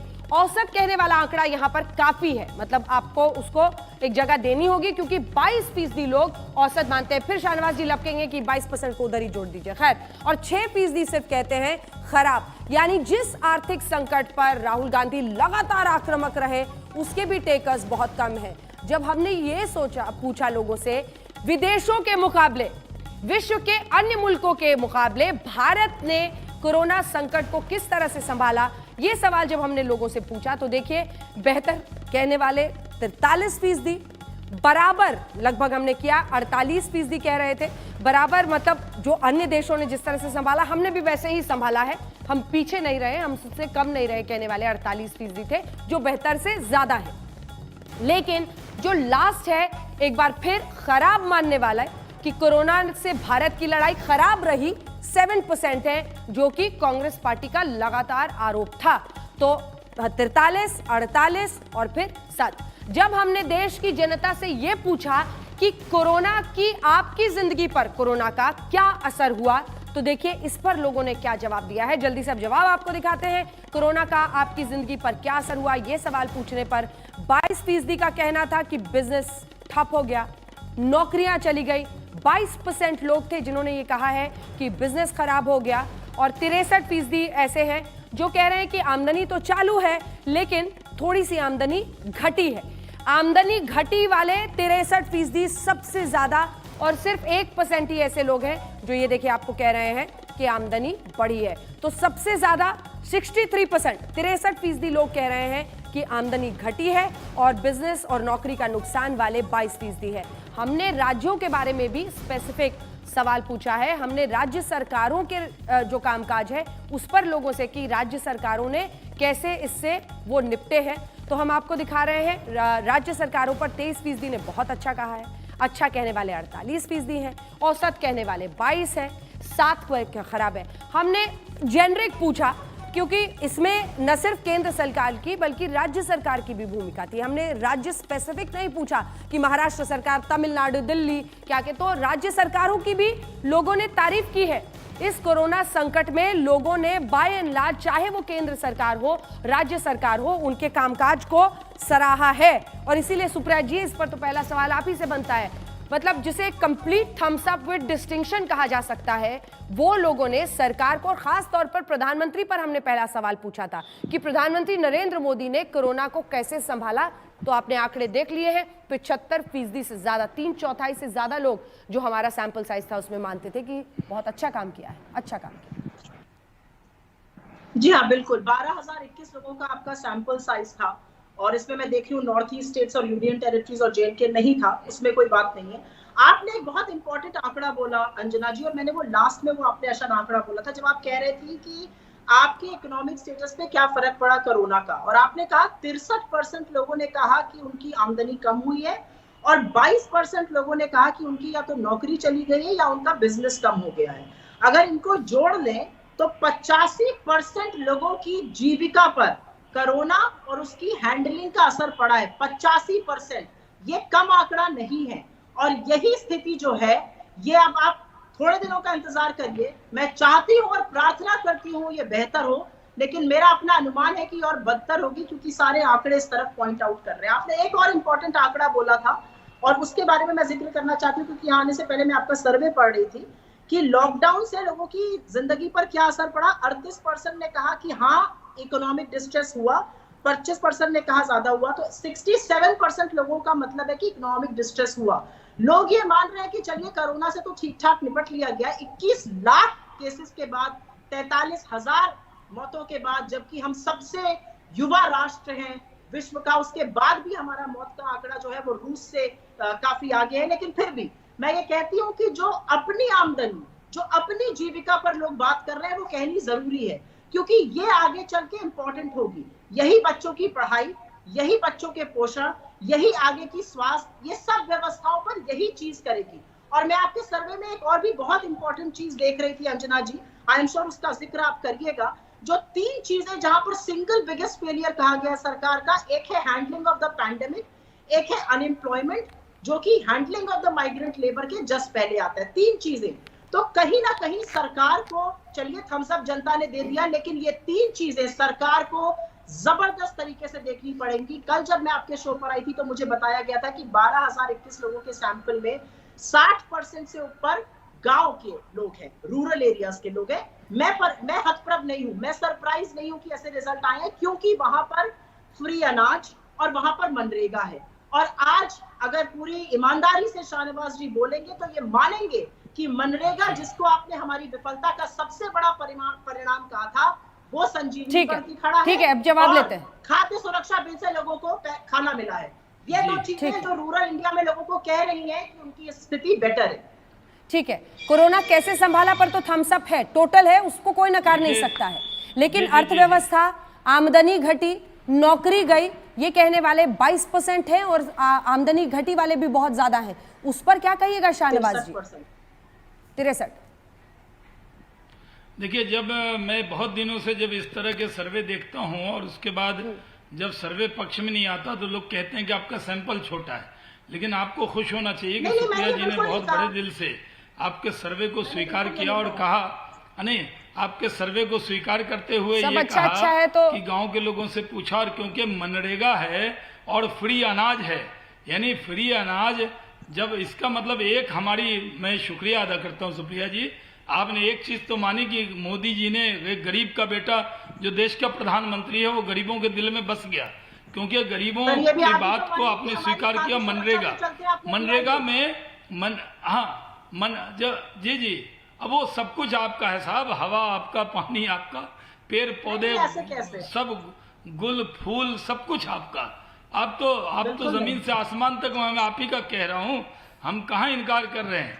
लेकिन आज हमारी सरकार है, अगर 80 करोड़ लोगों को नवंबर तक 5 किलो अनाज या 1 किलो दाल दिया, तो आपने ये चीज तो माना, इसके लिए मैं आपका शुक्रिया अदा करता हूं। दूसरी बात जो सर्वे में आई है कि ज्यादातर लोग कोरोना काल में भी प्रधानमंत्री के जरिए उठाए गए कदम के साथ हैं, इसलिए आपको चिंता करना चाहिए। कोरोना हो या चाइना हो, दोनों में जिस तरह सिर्फ आपने ये मान लिया कि विपक्ष में रहकर सिर्फ आलोचना करना है, आपने जो अभी बातें कही वो सब बातें कि माइग्रेंट लेबर पे बात कीजिए, जो यहाँ से प्रवासी माइग्रेंट लेबर थे उनकी दिक्कतें, दुश्वारी आई, उन दुश्वारियों को भी हल किया। और जब वो उत्तर प्रदेश गए, बिहार गए, तो योगी जी ने और वहाँ नीतीश कुमार जी ने पूरी चिंता की है। इसलिए मैं कहना चाहता हूँ कि सर्वे को देखिए, ये सर्वे अगर आप करवाती तो आपको बहुत पैसे लगते, कांग्रेस पार्टी को बहुत पैसे देने पड़ते। अगर आज तक ने जो सर्वे किया है उससे आत्मचिंतन कीजिए कि आप लोगों से चूक कहाँ हो रही। इतना दुष्प्रचार, एक नरेंद्र मोदी जी को क्या क्या नहीं कहा आपने, लोकसभा के चुनाव के पहले सारी मर्यादाएं तोड़ दी थी आपने, राफेल पर प्रधानमंत्री को क्या क्या नहीं कहा था। लेकिन चाइना और कोरोना के मुद्दे पर जब आज तक ये सर्वे लेकर आया है, उस सर्वे पर आपको आत्मचिंतन करना चाहिए कि आलोचना का मतलब प्रधानमंत्री को गाली नहीं है। आप विपक्ष में रहने का मतलब हर बात मैं दिन कहूं तो आप रात कह दें, ये विपक्ष में नहीं है। हम लोग ज्यादा विपक्ष में रहे हैं और आप सत्ता में ज्यादा रहे हैं, तो आपको सत्ता का रोल अदा करना नहीं आता, विपक्ष का रोल भी अदा करना नहीं आता, इसलिए आप लोग कहीं विपक्ष में रहते हुए चूक रहे हैं। सुप्रिया जी। शहनवाज जी, ना हम इधर के रहे ना उधर के रहे, चलिए आपके नाते अब हम कुछ और बात करते हैं। आपने कहा कि लोग मोदी जी के साथ खड़े हैं, मैं इस सर्वे पे कोई सवाल नहीं उठा रही हूँ, मैं आपके सामने 3 सवाल रख रही हूँ सर। ईपीएफओ तो आप जानते ही, आप तो मंत्री रह चुके हैं, आप जानते हैं 30,000 करोड़ रुपए निकाले लोगों ने पिछले 3.5 महीने पर। ईपीएफओ की जो रकम होती है, अंजना जी भी जानती है क्योंकि हम सबका पैसा उसमें जाता था जब तक मैं नौकरी करती थी तब तक, और वो जो होती है वो रिटायरमेंट इनकम होती है, वो बाद में कभी यूज करें घर बच्चों की पढ़ाई शादी ब्याह के लिए। 30,000 करोड़ रुपए उसमें से निकाले गए, तो लोग अपनी जमा पूंजी से खा रहे हैं। 20 लाख करोड़ का आपका पैकेज था, उसके बावजूद आरबीआई कहती है कि अब हम कुछ नहीं कर सकते हैं, अब जो फिस्कल मेजर्स है वही कर सकते हैं, हम अब रेट नहीं घटा सकते। 3 लाख करोड़ आपने एमएसएमई को दिए, 68,000 करोड़ सैंक्शन में कोई लेने वाला है ही नहीं। आप कोविड की बात करते हैं, आज की तारीख में आशा वर्कर पूरे देश में स्ट्राइक पर हैं, नर्सेज स्ट्राइक पर गई, डॉक्टर्स को आज तक जो था, जिन डॉक्टरों की मौतें हुई उनको वो अभी भी दर बदर की ठोकर खा रहे हैं। 50 लाख। सुप्रिया जी, एक सेकंड, इंश्योरेंस के लिए मुझे सिर्फ ये कहना है, जिस मनरेगा की आप बात कर रहे थे, बस एक चीज अंजना जी, उसके बाद आप जितने सवाल पूछिएगा। जिस मनरेगा की आप बात कह रहे हैं, 6 करोड़ लोगों ने मनरेगा के काम की मांग की है, ये सामान्य स्थिति से 3 गुना ज्यादा है। इस तरह की दिक्कतें हैं तो हमारा मजाक उड़ाना छोड़ दीजिए, हमारे ठीक है। चलिए सुप्रिया जी, ये एक सवाल है जल्दी से, क्योंकि अब अंत की तरफ हम बढ़ रहे हैं। ये तमाम परेशानियां हैं, आर्थिक संकट जो कि ठीक, एक सेकंड, दशकों के बाद जो आर्थिक संकट आया, लेकिन बावजूद इसके महामारी और आर्थिक संकट के देश की जनता अगर मोदी के साथ खड़ी है, तो ये आपको क्या बता रहा है? ये बता रहा है कि आप विकल्प नहीं दे पाए, बता रहा है या नहीं? नहीं, ऐसा नहीं है अंजना जी, और मैं बहुत रिस्पेक्टफुली आपसे डिसएग्री करूंगी, ऐसा नहीं बता रहा है, क्योंकि आप ही का सर्वे में 54% लोग कह रहे हैं कि नेक्स्ट 6 मंथ्स में उनका जो आउटलुक है वो ना तो बेटर देखते हैं और वो अनसर्टेन है। 54% लोग, आधे से ज्यादा आपका सर्वे का सैंपल ये कह रहा है कि आने वाले 6 महीने आशंका से भरे हुए हैं। तो मैं ये नहीं कहती हूँ हम विकल्प नहीं है, मुझे ऐसा लगता है ऑपोजिशन होने के नाते सवाल उठाना हमारा काम है, और मैं आशा करती हूँ कि सरकार उस पर सकारात्मक रूप से काम करे। बिल्कुल, और ये कहना बिल्कुल वाजिब है। और शाहनवाज जी, आपका मुस्कुराता हुआ चेहरा काफी कह रहा है, क्योंकि इस 40 मिनट में ज्यादातर आंकड़े आपकी सरकार के पक्ष में थे, इसीलिए आपकी इस मुस्कुराहट पर ही आपकी बात को खत्म कर देते हैं।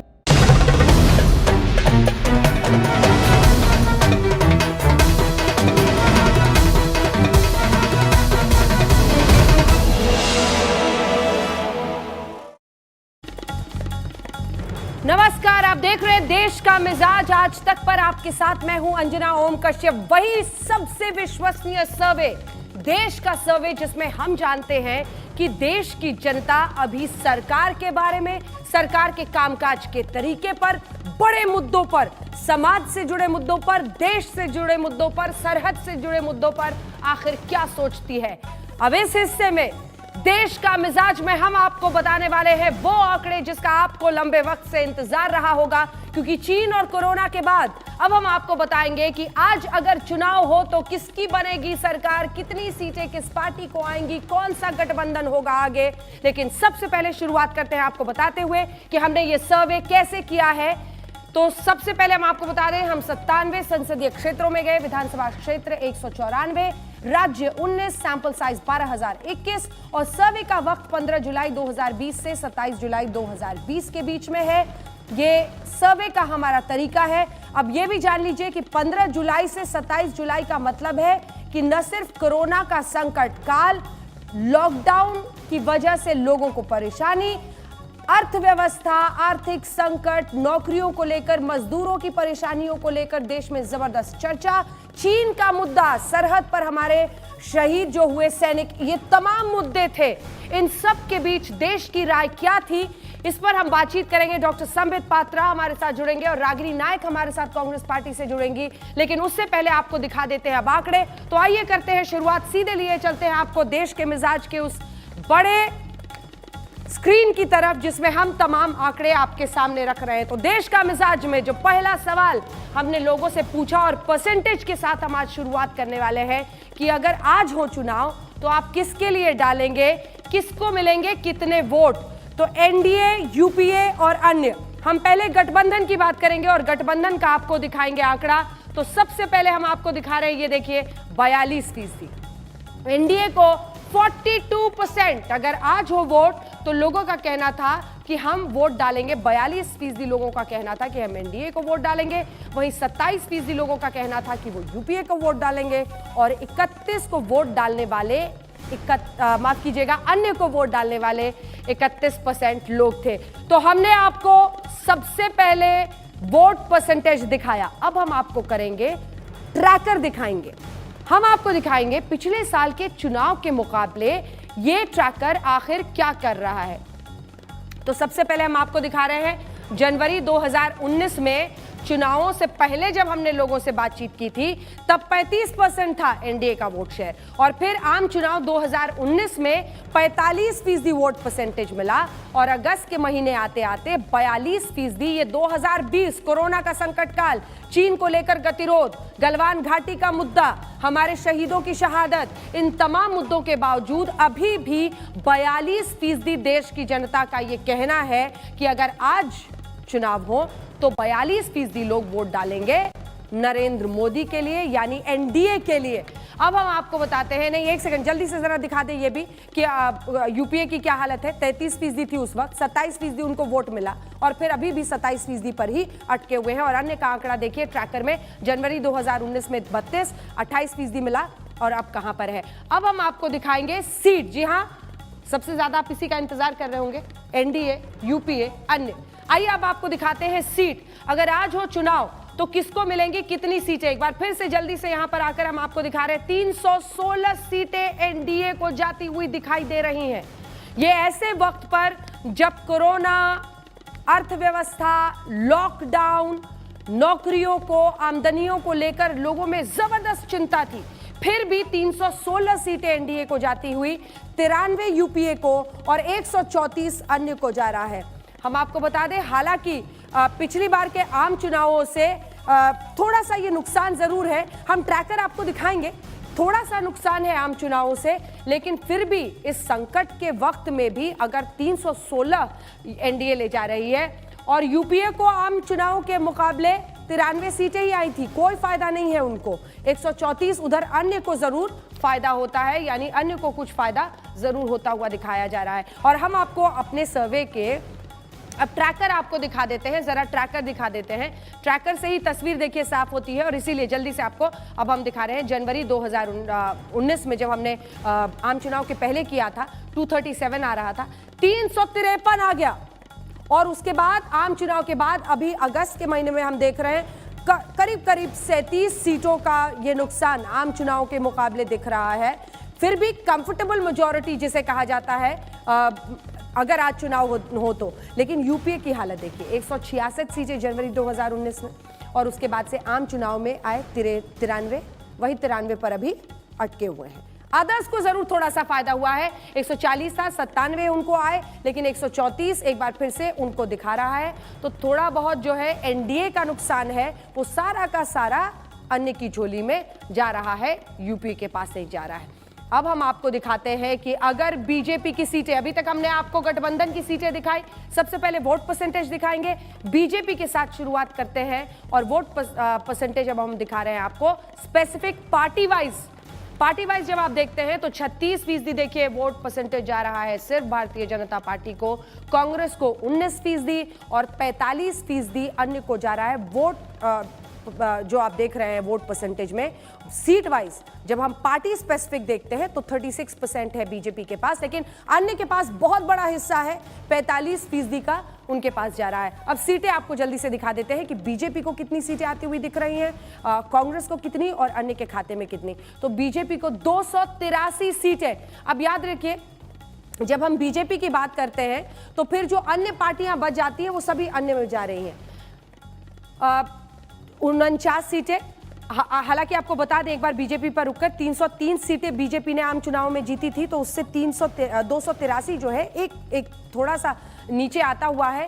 52 सीटें जीतने वाली कांग्रेस पार्टी 49 पर जाकर अटकती है, और 211 सीटें 188 थे वो 211 पर पहुंचते हुए दिखाई दे रहे हैं। हम आपको ट्रैकर भी दिखाएंगे वोट का, लेकिन अभी भी अगर चुनाव होते हैं तो स्पष्ट बहुमत बीजेपी को मिलने के पूरे आसार हैं। इसे स्पष्ट बहुमत ही कहा जाता है। ये अब आपको सीधे लिए चलते हैं। डॉक्टर संबित पात्रा हमारे साथ जुड़ रहे हैं और रागिनी नायक हमारे साथ चर्चा में जुड़ रहे हैं। बड़ी खबर इस वक्त की, अगर आज हो चुनाव तो India today group of Kavi insight के सर्वे के मुताबिक एनडीए की ही बनेगी स्पष्ट बहुमत के साथ सरकार, और भारतीय जनता पार्टी अपने बलबूते ही सरकार बनाने की परिस्थिति में दिखाई दे रही है। तो फिर इस खबर से गदगद डॉक्टर संबित पात्रा जी, पहला सवाल आपसे लेंगे। रागिनी नायक जी भी हमारे साथ जुड़ गई हैं, राष्ट्रीय प्रवक्ता। डॉक्टर संबित पात्रा, जाहिर तौर पर अगर आज चुनाव हो और इन परिस्थितियों के बावजूद आपकी सरकार बनती हुई दिख रही है तो एक बड़ी उपलब्धि के तौर पर देखा जाएगा, लेकिन अन्य पर आपको नजर रखनी पड़ेगी क्योंकि उनमें भी जबरदस्त इजाफा हो रहा है। जो थोड़ा बहुत नुकसान दिखता है वो उनकी तरफ जाता है। डॉक्टर पात्रा। देखिए अंजना जी, आज जो आपने मूड ऑफ द नेशन किया है और ये जो सीट और वोटिंग परसेंटेज दिखाया है, इसमें दो चीजें ध्यान देने योग्य है। मोटा मोटा अगर कहा जाए तो मैं आज कह सकता हूं कि लगभग स्टेटस क्वो बरकरार है, क्योंकि बहुत ज्यादा फर्क नहीं है। 42%, 45%, 303 सीटें थी, 20 सीटें कम आई हैं, तो ज्यादा फर्क नहीं है। कांग्रेस के पास 52 थी, वो 49 हो गई है। तो एक तरह से देखा जाए तो स्टेटस क्वो बरकरार है। और वो भी देखिए, दूसरी सबसे महत्वपूर्ण बात है, विगत 100 वर्षों में स्पेनिश फ्लू के बाद अगर पूरा विश्व सबसे खराब समय से गुजर रहा है तो ये समय है, कोरोना काल है। इससे पहले 100 वर्ष पहले ऐसा समय आया था जब पैंडेमिक हुआ था, पूरा विश्व एक तरफ विध्वंस की तरफ बढ़ रहा था, विश्व के ऊपर काले बादल मंडरा रहे थे। आज ठीक उसी प्रकार, चाहे अमेरिका हो, चाहे रशिया हो, चाहे ब्राजील हो, चाहे बाकी देश हो, यूरोप हो, आज सबके ऊपर काले बादल मंडरा रहे हैं। उसके बावजूद भी नरेंद्र मोदी जी ने स्टेटस को बनाए रखा है। मैं ज्यादा नहीं कहूंगा, आज मेल टुडे ने बहुत कुछ कहा है। ये जो हेडलाइन मेल टुडे का है, आप ही के अखबार का है, Modi best bet amid corona and China crisis. कोई भी क्राइसिस हो, Modi is the best bet. मैं इतना ही कहूंगा आज तक में कि मोदी से अच्छा बेट हिंदुस्तान के लिए अभी कोई नहीं है। जहां तक अन्य का सवाल है, चाहे अन्य हो चाहे कांग्रेस पार्टी हो, दूर दूर तक कोई नहीं है। Modi is the best bet. बताइए रागिनी जी, अब क्या कहने को बच गया है? मोदी है तो मुमकिन है, अब Modi is the best bet, और आप जहां खड़े थे वहीं खड़े हैं।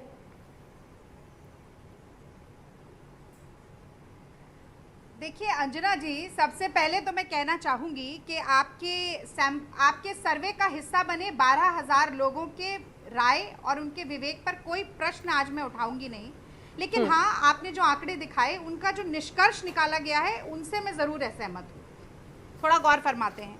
36% आपने कहा कि वोट शेयर जो है वो भारतीय जनता पार्टी के पास आ रहा है, और 64% वोट शेयर जो है वो अन्य और कांग्रेस पार्टी का है। अन्य का उसमें ज़्यादा बड़ा भाग आपने दिखाया, तो 36% बनाम 64% की बात हम कर रहे हैं। अब हम सीट पर भी आ जाते हैं। आपने 283 दिखाई, और अन्य और कांग्रेस की सीटें अगर मिला ली जाएं तो 260 होती हैं। आप ही के सर्वे के हिसाब से बोल रही हूँ, और कोई भी सेफोलॉजिस्ट जो हो उससे अगर आप बात करेंगे तो वो कहता है कि 2% का तो ऊपर नीचे का खेल रहता ही है। तो पासा आज की परिस्थिति में भी पलटा हुआ आप ही के सर्वे के हिसाब से नजर आ रहा है।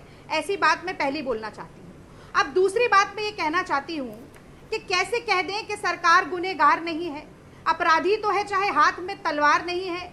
करोड़ों लोगों का घर बार उजड़ गया, जनता नहीं मानेगी कि ये गुनहगार नहीं। आज 35 लाख स्वास्थ्य कर्मी ये कह रहे हैं कोरोना की विकराल स्थिति में हमने बहुत अच्छा किया।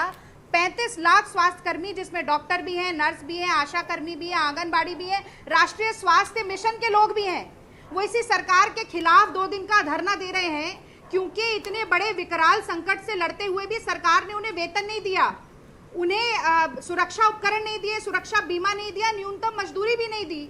अब इन लोगों की राय तो मुझे लगता है मोदी सरकार के पक्ष में नहीं होगी।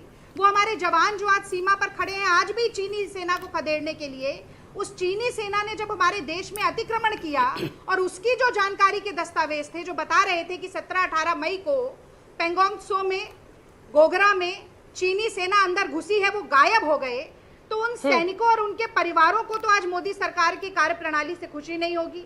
और वो सारे लोग अंजना जी, जिनका रोजगार छिना है, जिनके मुंह से निवाला छिना है, जिनका बैंक अकाउंट खाली हो गया, वो याद करेंगे कि अमित शाह जी ने 72,000 LED स्क्रीन लगाकर बिहार में वर्चुअल रैली की थी, लेकिन 7500 रुपया गरीब के अकाउंट में ये सरकार नहीं डाल पाई। ये लोग क्या मोदी सरकार को वोट करेंगे? ये बहुत बड़ी अतिशयोक्ति है। ज्वार जो है वो अन्य और कांग्रेस के पक्ष में है, भाटा मोदी सरकार के पक्ष में है, ये आपका सर्वे दिखाता है। गुस्सा है आपके खिलाफ, ये सर्वे बता रहा है, रागिनी जी ये कह रही हैं। और जो लोग सीधे तौर पर प्रभावित हुए हैं वो आपके लिए वोट कर ही नहीं सकते, ये उनका सीधा सवाल है। इसका आप जवाब दीजिए डॉक्टर पात्रा।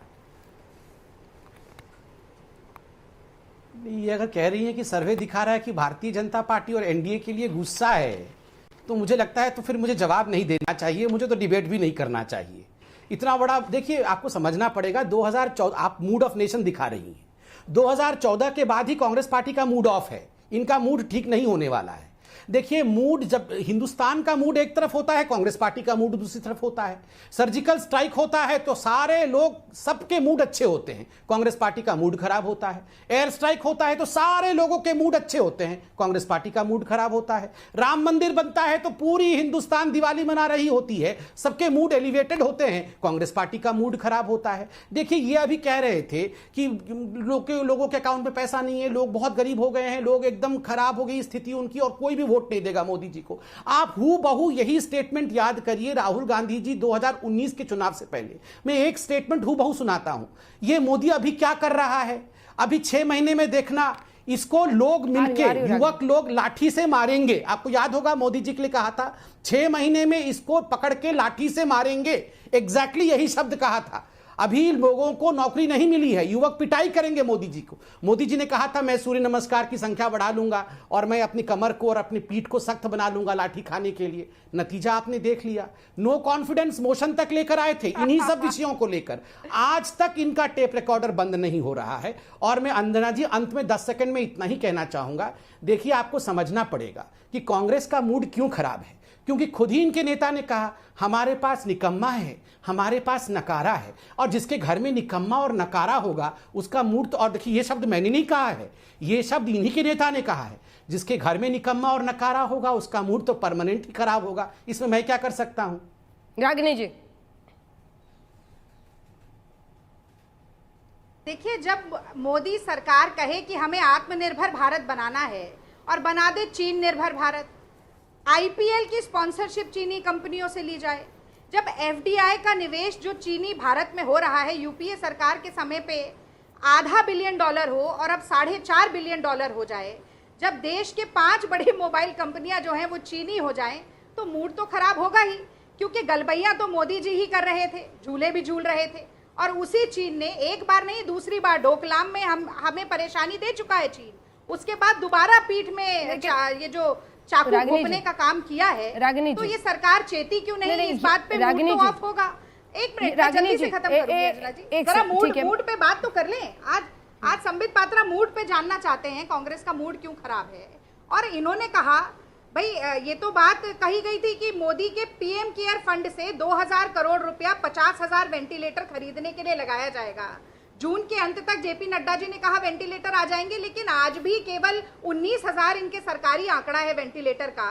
तो मूड तो कांग्रेस पार्टी का खराब होगा, क्योंकि ये सरकार जो विफलता पे विफलता के नए प्रतिमान खड़ी करती जा रही है, उस पे अंकुश लगाने का काम कांग्रेस पार्टी का है। अब देखिए, देश में जब 1000 केस थे तो मोदी जी ने पूरे देश में ताला लगा दिया, और आज जब 20 लाख केस हो गए हैं तो मोदी जी के मुंह पे ताला लगा है। तो इस पर कांग्रेस पार्टी का मूड तो खराब होगा, और इस बात पर भी मूड खराब होगा कि तमाम कोरोना के संकट के दौरान आप जिस लोकतंत्र पे आज भरे खुश हो रहे हैं कि आपको जीत दी है, उसी लोकतंत्र और संघीय ढांचे के परखच्चे उड़ाने का काम आप करते रहे। मध्य प्रदेश में भी आपने किया, और अब राजस्थान में भी आप लगे हुए हैं। तो आपके लिए प्रायोरिटी लोगों की जान बचाना नहीं है, आपके लिए प्रायोरिटी हर मुद्दे पर वोट हासिल करना है। रागिनी जी, आप ही से सवाल है, थोड़ा सा डॉक्टर पात्रा रुक जाइए एक सेकंड। आपने कहा मूड तो आपका खराब हो गई, आप मूड अच्छा रखिए, खराब रखिए, उसमें कोई दिक्कत नहीं है। आप कह रही हैं देश को आत्मनिर्भर बनाना है तो बहुत कुछ, पहले तो कांग्रेस आत्मनिर्भर बने।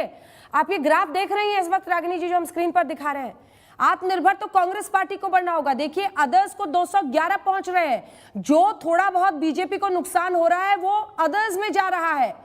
क्या आपने कोई ऐसा नेता खड़ा किया जो खुलकर मुकाबला दे सके नरेंद्र मोदी को? यह सवाल का जवाब दीजिए ना आप। क्या आपने उनके टक्कर में एक ऐसे व्यक्ति को खड़ा किया? अध्यक्ष बने राहुल गांधी कुछ दिन के लिए, फिर वो पीछे हट गए जब चुनाव हुए और कुछ जगहों पर नाकामी मिली। कौन है आपका वो नेता जो नरेंद्र मोदी के सामने खड़ा होकर ललकारेगा और जो देश का विश्वास जीत पाएगा? इस सवाल का जवाब दीजिए ना। कांग्रेस तो पहले आत्मनिर्भर बन जाए।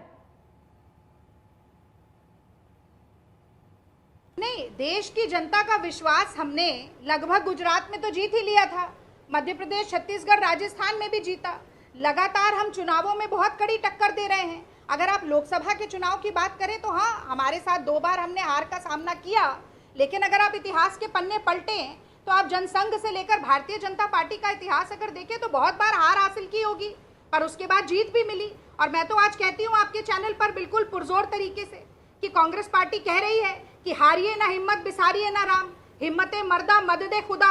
हम मुद्दे भी उठाएंगे, हम जनता को सचेत करने का काम भी करेंगे, हम मोदी जी की जितनी गलतियां हैं उनको हम हाईलाइट करेंगे, जनता के सामने लाएंगे, और हम हिम्मत के साथ चुनाव लड़ेंगे। आप मुकाबले में कौन सा नेता खड़ा है? की भी लड़ाई होती है, और बहुत बार अवधारणा की मुकाबले में कौन है नरेंद्र मोदी के सामने? उसमें मोदी जी बहुत बार आगे निकल जाते हैं। एक सवाल का तो मेरे भी सवाल का जवाब दीजिए ना रागिनी जी। सच्चे का बोलबाला और झूठे का मुंह काला होता है।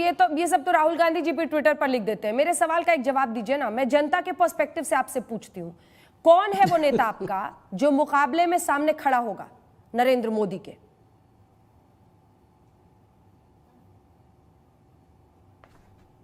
अंजना जी, मुझे इस सवाल पे बहुत आश्चर्य हो रहा है। देखिए, जो तत्कालीन प्रधानमंत्री या तत्कालीन मुख्यमंत्री होते हैं वो पार्टी का चेहरा बनते हैं अगले चुनाव में, ये बात तो बिल्कुल लाजमी है। पिछले 2 चुनाव जो हैं वो हमने राहुल गांधी जी के नेतृत्व में लड़े, और एक कांग्रेस पार्टी का साझा नेतृत्व था। सोनिया गांधी अभी हमारी अध्यक्ष हैं। 3 साल बाद मुझे लगता है कि बहुत ही पुरजोर तरीके से हम दोबारा चुनाव लड़ेंगे। और आप देखिए कि जो आप ग्राफ भी दिखा रहे हैं, जो अभी धीरे धीरे नीचे जाता दिख रहा है भारतीय जनता पार्टी का, उसमें बहुत ज्यादा तेजी आने वाली है। एक जल्दी से बात जोड़ दूं, जब नोटबंदी का निर्णय लिया था मोदी सरकार ने तो बहुत गाल बजाए थे, और ये कहा उस वक्त मोदी जी की पॉपुलैरिटी एकदम शूट अप करके गई थी, और उसके बाद नोटबंदी के दुष्परिणाम इतने निकले कि अर्थव्यवस्था का बंटाधार हो गया। तब मनमोहन सिंह जी ने कहा था कि 2% कम से कम जीडीपी नीचे गिरेगी, और मोदी जी ने संसद में खड़े होकर कहा था कि ये रेनकोट पहनकर नहाते हैं, और उसके बाद जो मनमोहन सिंह जी ने कहा वो सच हुआ। तो आपको एकदम एक मियोपिक पॉइंट ऑफ व्यू से त्वरित रूप से अगर आप देखें तो आपको लगता है बहुत बड़ा है, बहुत पॉपुलर है, लेकिन धीरे धीरे ये जो हुआ है कोरोना काल में, अब आपका ग्राफ गिरना शुरू हुआ है तो नीचे फिसलता ही चला जाएगा, ये कह रही हैं वो। जवाब दीजिए। तो ये ज्योतिषी बन गए हैं। अभी बात कर रहे थे कि इतिहास में हम कभी बहुत शक्तिशाली थे, सारी सीटें हमारी पास थी, इनके पास 2 सीट थी, भविष्य में ऐसा होगा। तो ये ज्योतिष विद्या तो मुझे नहीं पता है कब ये भविष्य आएगा। मुझे तो लग रहा है कांग्रेस पार्टी इसी रेट से चलती रही तो इतिहास में चली जाएगी। अब भविष्य में क्या होगा देखा जाएगा। नंबर 1, इन्होंने कुछ विषय उठाए हैं, मैं विषयों का सिलसिलेवार जवाब देता हूं। देखिए, ये लड़ाई वास्तविक रूप में देखा जाए तो आत्मनिर्भर भारत वर्सेस राहुल निर्भर कांग्रेस है। आज एक बहुत बड़ा बदलाव हुआ है आज तक के चैनल के इस डिबेट में। आपने मार्क किया कि नहीं मुझे पता नहीं अंजना जी, जब आपने कांग्रेस की प्रवक्ता और मेरी बहन से आपने पूछा कि आप 2024 के चुनाव किसके नेतृत्व में लड़ेंगे और कौन आपका प्रधानमंत्री कैंडिडेट होगा, पहली बार कांग्रेस पार्टी ने ऑफिशियली राहुल गांधी को प्रधानमंत्री कैंडिडेट के रूप में स्वीकार करने से इनकार कर दिया और कहा कि हम देखेंगे उस समय क्या होगा, साझा नेतृत्व होगा कि नहीं होगा। तो कहीं ना कहीं ये जो एक्सेप्टेबिलिटी है कि राहुल से ना हो पाएगा, आज पहली बार इसका एक झलक हमने आज तक में देखा है। दूसरे, इन्होंने डोकलाम और चीन के विषय में कहा। देखिए, डोकलाम और चीन को लेकर कभी भी ये गाल नहीं बजा सकते हैं। डोकलाम का जब स्टैंड ऑफ चल रहा था, जो कि एक ऐतिहासिक स्टैंड ऑफ हुआ और 73 डेज के बाद हिंदुस्तान की जीत हुई, पूरे विश्व ने हिंदुस्तान का नाम गर्व से लिया। और वहीं डोकलाम के समय राहुल गांधी चीनी टेंट के नीचे रंगे हाथ पकड़े गए थे। इसलिए कभी भी MOU, कल सुप्रीम कोर्ट में बीजेपी ने कल प्रेस कॉन्फ्रेंस किया और JP नड्डा जी जो हमारे राष्ट्रीय अध्यक्ष हैं, उन्होंने सच्चाई, मैं बीच में नहीं बोला था अंजना जी, मैंने बीच में नहीं बोला था अंजना जी। रागिनी जी वो पूरा कर ले, मैं आऊंगी। ठीक है, पूरा कीजिए। MOU को लेकर कल सुप्रीम कोर्ट ने भी कहा, MOU को लेकर कल सुप्रीम कोर्ट ने भी कहा, हमें भी आश्चर्य है कि कभी किसी देश और किसी पार्टी के बीच में MOU हो सकता है क्या। और तो और यहां पर यह बात कर रही थी कि राजस्थान के लोग हम खरीद ले रहे हैं, हमने मध्य प्रदेश में सरकार गिरा दिया। आप बताइए, ये हम कर रहे हैं? आज पंजाब में आप देखिए, बाजवा किसका नेता है? बाजवा इनके पूर्व अध्यक्ष रह चुके हैं, बाजवा इनके MP रहे हैं। बाजवा जी ने आज कहा है कि अमरिंदर सिंह को हटाना पड़ेगा। जिस प्रकार का शराब कांड हुआ है पंजाब में, अमरिंदर सिंह जी जिम्मेदार हैं और कैप्टन को जब तक नहीं हटाओगे तब तक कांग्रेस नहीं सुधरने वाली है। यह बीजेपी ने बाजवा जी को सिखाया है। खुलेआम तलवार लेकर लड़ाई शुरू हो गई है पंजाब में। राजस्थान में एक नेता दूसरे नेता के लिए कह रहा है ये तो निकम्मा है, ये तो नकारा है, ये तो धोखेबाज है, ये तो गद्दार है, और बाकी लोग पिज्जा पास्ता बना रहे हैं, सुबह मुगले आजम देख रहे हैं, शाम को लगान देख रहे हैं। ये सब बीजेपी करा रही है। और तो और आपने यहां पर कहा कि लॉकडाउन क्यों अब हमने खोल दिया। लॉकडाउन खोलो तो परेशानी, लॉकडाउन बढ़ाओ तो परेशानी। लॉकडाउन जब चल रहा था, याद करिए, ये राहुल गांधी आके कहे थे कि लॉकडाउन से कुछ नहीं होता, it is only a pause button, it is not going to help anything, it is not going to help in anything. आ रही हूं। और जब लॉकडाउन हटाया जा रहा था तब यही लोग कहते हैं कि लॉकडाउन क्यों हटाया जा रहा है। देखिए, आप एक बात समझ लीजिए, आज Congress is equal to confusion. Congress सिर्फ और सिर्फ कंफ्यूजन का नाम है, और जहां कंफ्यूजन होता है वहां कभी भी मूड अच्छा नहीं हो सकता है। इसलिए कांग्रेस का मूड अच्छा क्यों नहीं है? क्योंकि वहां कंफ्यूजन है। ये मेरा दोष नहीं है। रागिनी जी जवाब दीजिए, रागिनी जी जवाब दीजिए। तलवार खींचे आपके नेता ज्योतिरादित्य सिंधिया, सचिन पायलट, बाजवा साहब, और आप कहें कि मयान बीजेपी का है, ये कैसे चलेगा? अब लोगों को असंतुष्ट कर दे रही है बीजेपी, ये लॉजिक तो कोई नहीं मानेगा ना। आपको देखना होगा कि क्या एक स्ट्रॉन्ग जो शीर्षस्थ नेतृत्व होता है उसकी कमी दिख रही है। देखिए, 3-4 सवाल जुड़ गए, सबका सिलसिलेवार तरीके से जवाब देती हूँ। और पहली बात मैं कहूंगी कि हो पाँव में जिसके ताकत वो चल के रहता है, दुश्मन लाख गिराए संभल के रहता है, वो जिस चराग में शिद्दत लौ जलाने की, हवाएं लाख बुझाएं वो जल के रहता है। तो राहुल गांधी जी ने तो 44 सीटें आई थी हमारी, और आप भूमि अधिग्रहण कर रहे थे किसानों का, सरकार के घुटने टिकवा दिए थे, आपको वो ऑर्डिनेंस वापस लेकर जाना पड़ा। तो राहुल गांधी जी के नेतृत्व के ऊपर आप शुभा पा लिए दिमाग में, आपने विरोधी की ताकत को कम करने की मुगालफत में आप रहिए, हमें उससे कोई फर्क नहीं पड़ता है, पहली बात। अब मैं दूसरी बात पर आती हूँ।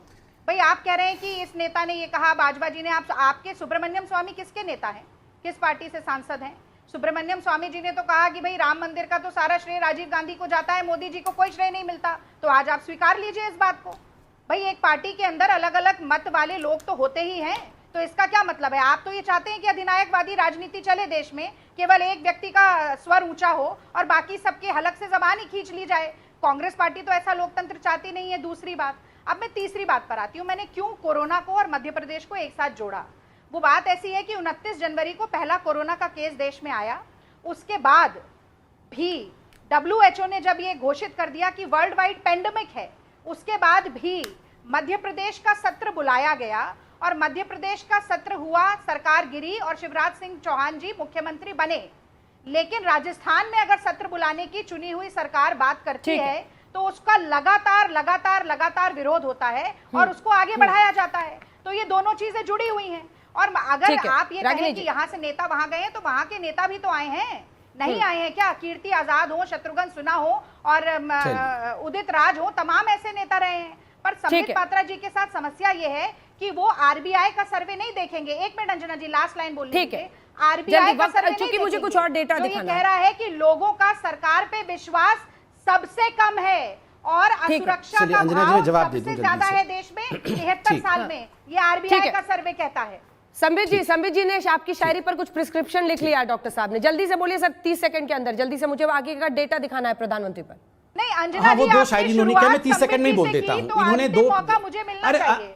अंजना जी ये क्या बात है? अंजना जी अंजना जी ये क्या बात है? मैं तो नहीं, ये क्या बात है अंजना जी? कैसी बच्चों की लड़ाई है? मैं कंप्लीट कर, अरे मैं 10 सेकंड भी बोल नहीं सकता हूँ क्या? मैं 10 सेकंड भी बोल नहीं सकता हूँ क्या? कैसी लड़ाई है ये? कैसी लड़ाई है? बहुत लंबा बोले हैं आप। हाँ मैं बोल, बहुत लंबा बोले और अनर्गल बोले। इन्होंने फिर आप कोई मजाकिया बात ही करेंगे गंभीर विषय पर। चलिए मैं लड़ना नहीं चाहता हूँ, मैं जानता हूँ इनका मूड ऑफ है, मगर प्लीज अंजना जी मेरा मूड अच्छा है, मेरा मूड ऑफ मत करिए, मुझे बोलने दिया जाए। क्योंकि आपकी विफलता, अंजना जी उन्होंने चिराग की बात की और पाँव की।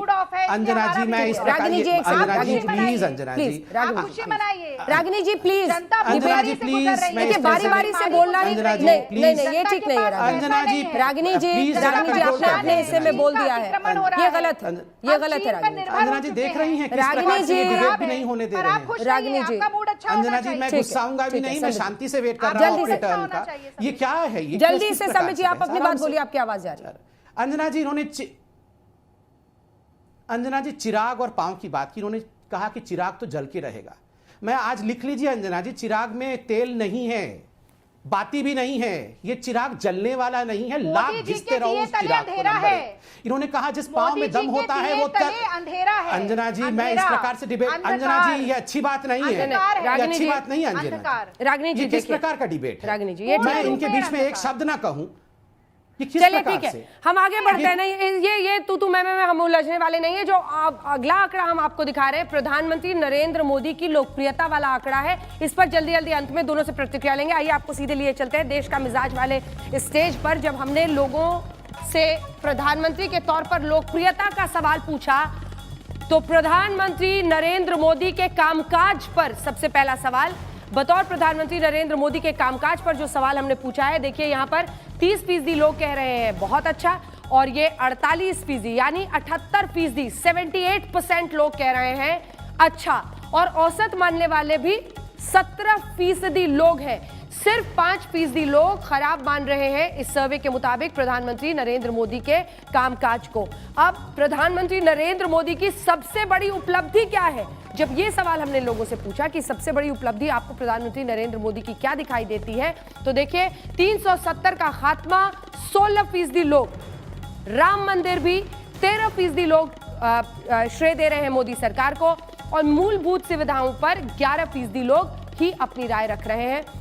तो ये परसेंटेज इसलिए है क्योंकि आप देख रहे हैं अब जब आगे बढ़े, और सबसे बड़ी उपलब्धि में भ्रष्टाचार मुक्त 9%, काले धन पर लगाम 9%, 7% कोरोना से निपटना सबसे बड़ी उपलब्धि मानते हैं। जब हमने ये सवाल पूछा कि हिंदुस्तान के इतिहास में सबसे अच्छा प्रधानमंत्री अब तक आप किसको मानते हैं, तो कौन था वो चेहरा जिस पर लगी सबसे ज्यादा लोगों की मुहर, सभी को पीछे छोड़ते हुए पहली बार ऑल टाइम हाई 44% लोगों ने इस सर्वे में हमें कहा कि प्रधानमंत्री नरेंद्र मोदी ही उनके हिसाब से देश के सबसे बेहतर प्रधानमंत्री हैं। इसके बाद दूसरे नंबर पर 14% अटल बिहारी वाजपेयी, 2 लोग ही एनडीए की तरफ से हुए, उनको भी बहुत पीछे छोड़ते हुए प्रधानमंत्री नरेंद्र मोदी निकल गए।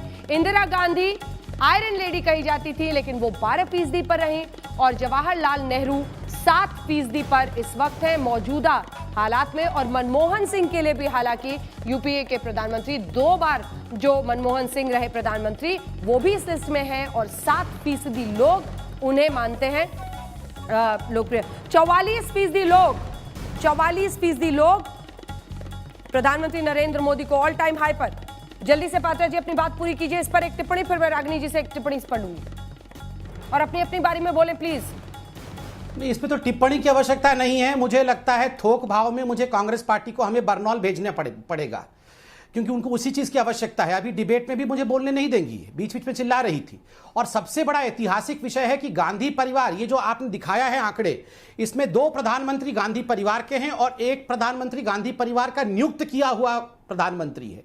आप देखिए उनका ग्राफ कंबाइन, तीनों का कंबाइन करने पर भी प्रधानमंत्री नरेंद्र मोदी जी का ग्राफ उससे ऊपर जा रहा है। यह अपने आप में बहुत कुछ कहता है। देखिए, और आपने जब जनता से सवाल पूछा कि मोदी जी का सबसे अच्छा विषय क्या लगा, जो लोगों ने भ्रष्टाचार के ऊपर कहा है, मूड वर्सेस लूट। एक तरफ जनता का मूड इसलिए अच्छा है क्योंकि जो लूट वाली सरकार थी 70 वर्षों तक, जिन्होंने लूट तंत्र चलाया था, वो लूट तंत्र आज बंद हुआ है।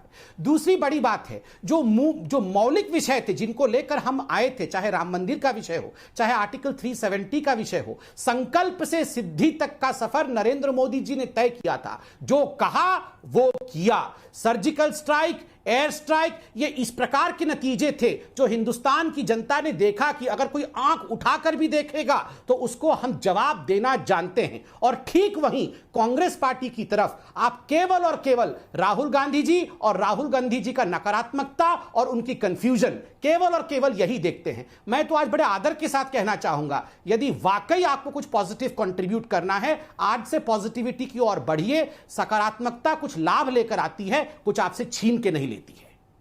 रागिनी जी, सबको पीछे छोड़ दिया है देखिए, प्रधानमंत्री नरेंद्र मोदी, उनके भारतीय जनता पार्टी और उनके प्रवक्ता पूरे विरोधाभास का एक प्रत्यक्ष प्रमाण यहाँ दे रहे हैं। एक तरफ पॉजिटिविटी की बात कर रहे हैं और दूसरी तरफ बरनौल भेज रहे हैं। निम्न स्तरीय डिबेट। आप दोनों से कह रही हूं, आप भी समझिए और आप भी रागिनी जी, किसी ब्रांड का प्रचार मत कीजिए आज तक पर। रूप से बहुत स्वस्थ हो, किसी ब्रांड का प्रचार मत कीजिए। आप स्वस्थ हो, स्वस्थ रहें। हाँ, तो नहीं, मैं भेजूंगा, कोई नहीं, मैं वो भेजूंगा। वो जलन जहां होती है वहां लगाना होता है। राहुल जी को दीजिएगा, आप भेज दीजिए। हाँ, मानसिक स्तर तो बड़ा है ना। 2024 में निकम्मा, नकारा, धोखेबाज, गद्दार तो आपके यहाँ है और हमारे मानसिक स्तर खराब है। रागिनी जी, आप बौखला लीजिए, आप फड़फड़ा लीजिए, केवल यही पता चलता है कि नहीं, मैं बिल्कुल बौखलाता हूँ। आप जब थोड़ी देर पहले मुझे बोलने नहीं दे रही थी ना, तो कैसे लग रहा था आपको अभी पता चलेगा, क्योंकि पूरे समय जब आप बोलेंगे तो मैं भी बोल सकता हूँ। आपको यह भी पता होना चाहिए। हाँ, बिल्कुल, गौमूत्र का सेवन करने में हमें कोई परेशानी नहीं है। बिल्कुल, हमें श्री राम जी का नाम लेने में, गौ माता का नाम लेने में हमें कोई परेशानी नहीं है। हम राम जी को भी चाहते हैं, गौ माता को भी चाहते हैं, हिंदू धर्म को भी चाहते हैं, भारतवर्ष को भी चाहते हैं और भारत के इतिहास से भी प्यार करते हैं। आपको तो केवल इटली से प्यार है, आपको भारत से क्या प्यार है? सैनिक सीमा पर शहीद होने को लाचार है, संविधान हो रहा है और यहाँ पर ये कह रहे हैं नहीं, बताइए, शहीदी को लाचारगी बता रहे हैं की ही सरकार है, शहीदी को लाचारगी बता रहे हैं। कम से कम सेना के साथ तो इस प्रकार की बातों का प्रयोग मत करिए। उन समस्याओं का सैनिक हमारे देश के लिए उन्होंने जान कुर्बान कर दिया और आप कह रहे हैं वो लाचार थे। पूरा डिस्कशन करेंगे। जो हमारे 20 सैनिक शहीद हुए, आपने 20 ऐप बंद कर दिए। ये जवाब दिया है मोदी सरकार ने। 20 सैनिक शहीद हुए, चीन का नाम नहीं ले पा रहे हैं वक्तव्य में। कहा? आप तो बोल नहीं पा रहे हैं आप तो सर्जिकल स्ट्राइक पर भी विश्वास नहीं कर रहे थे, आप तो एयर स्ट्राइक पर भी विश्वास नहीं कर रहे थे। अरे मैं पूछता हूँ, आपके चच्चा नेहरू ने 78,000 स्क्वायर किलोमीटर दे दिया, क्या कर लिया था आप लोगों ने?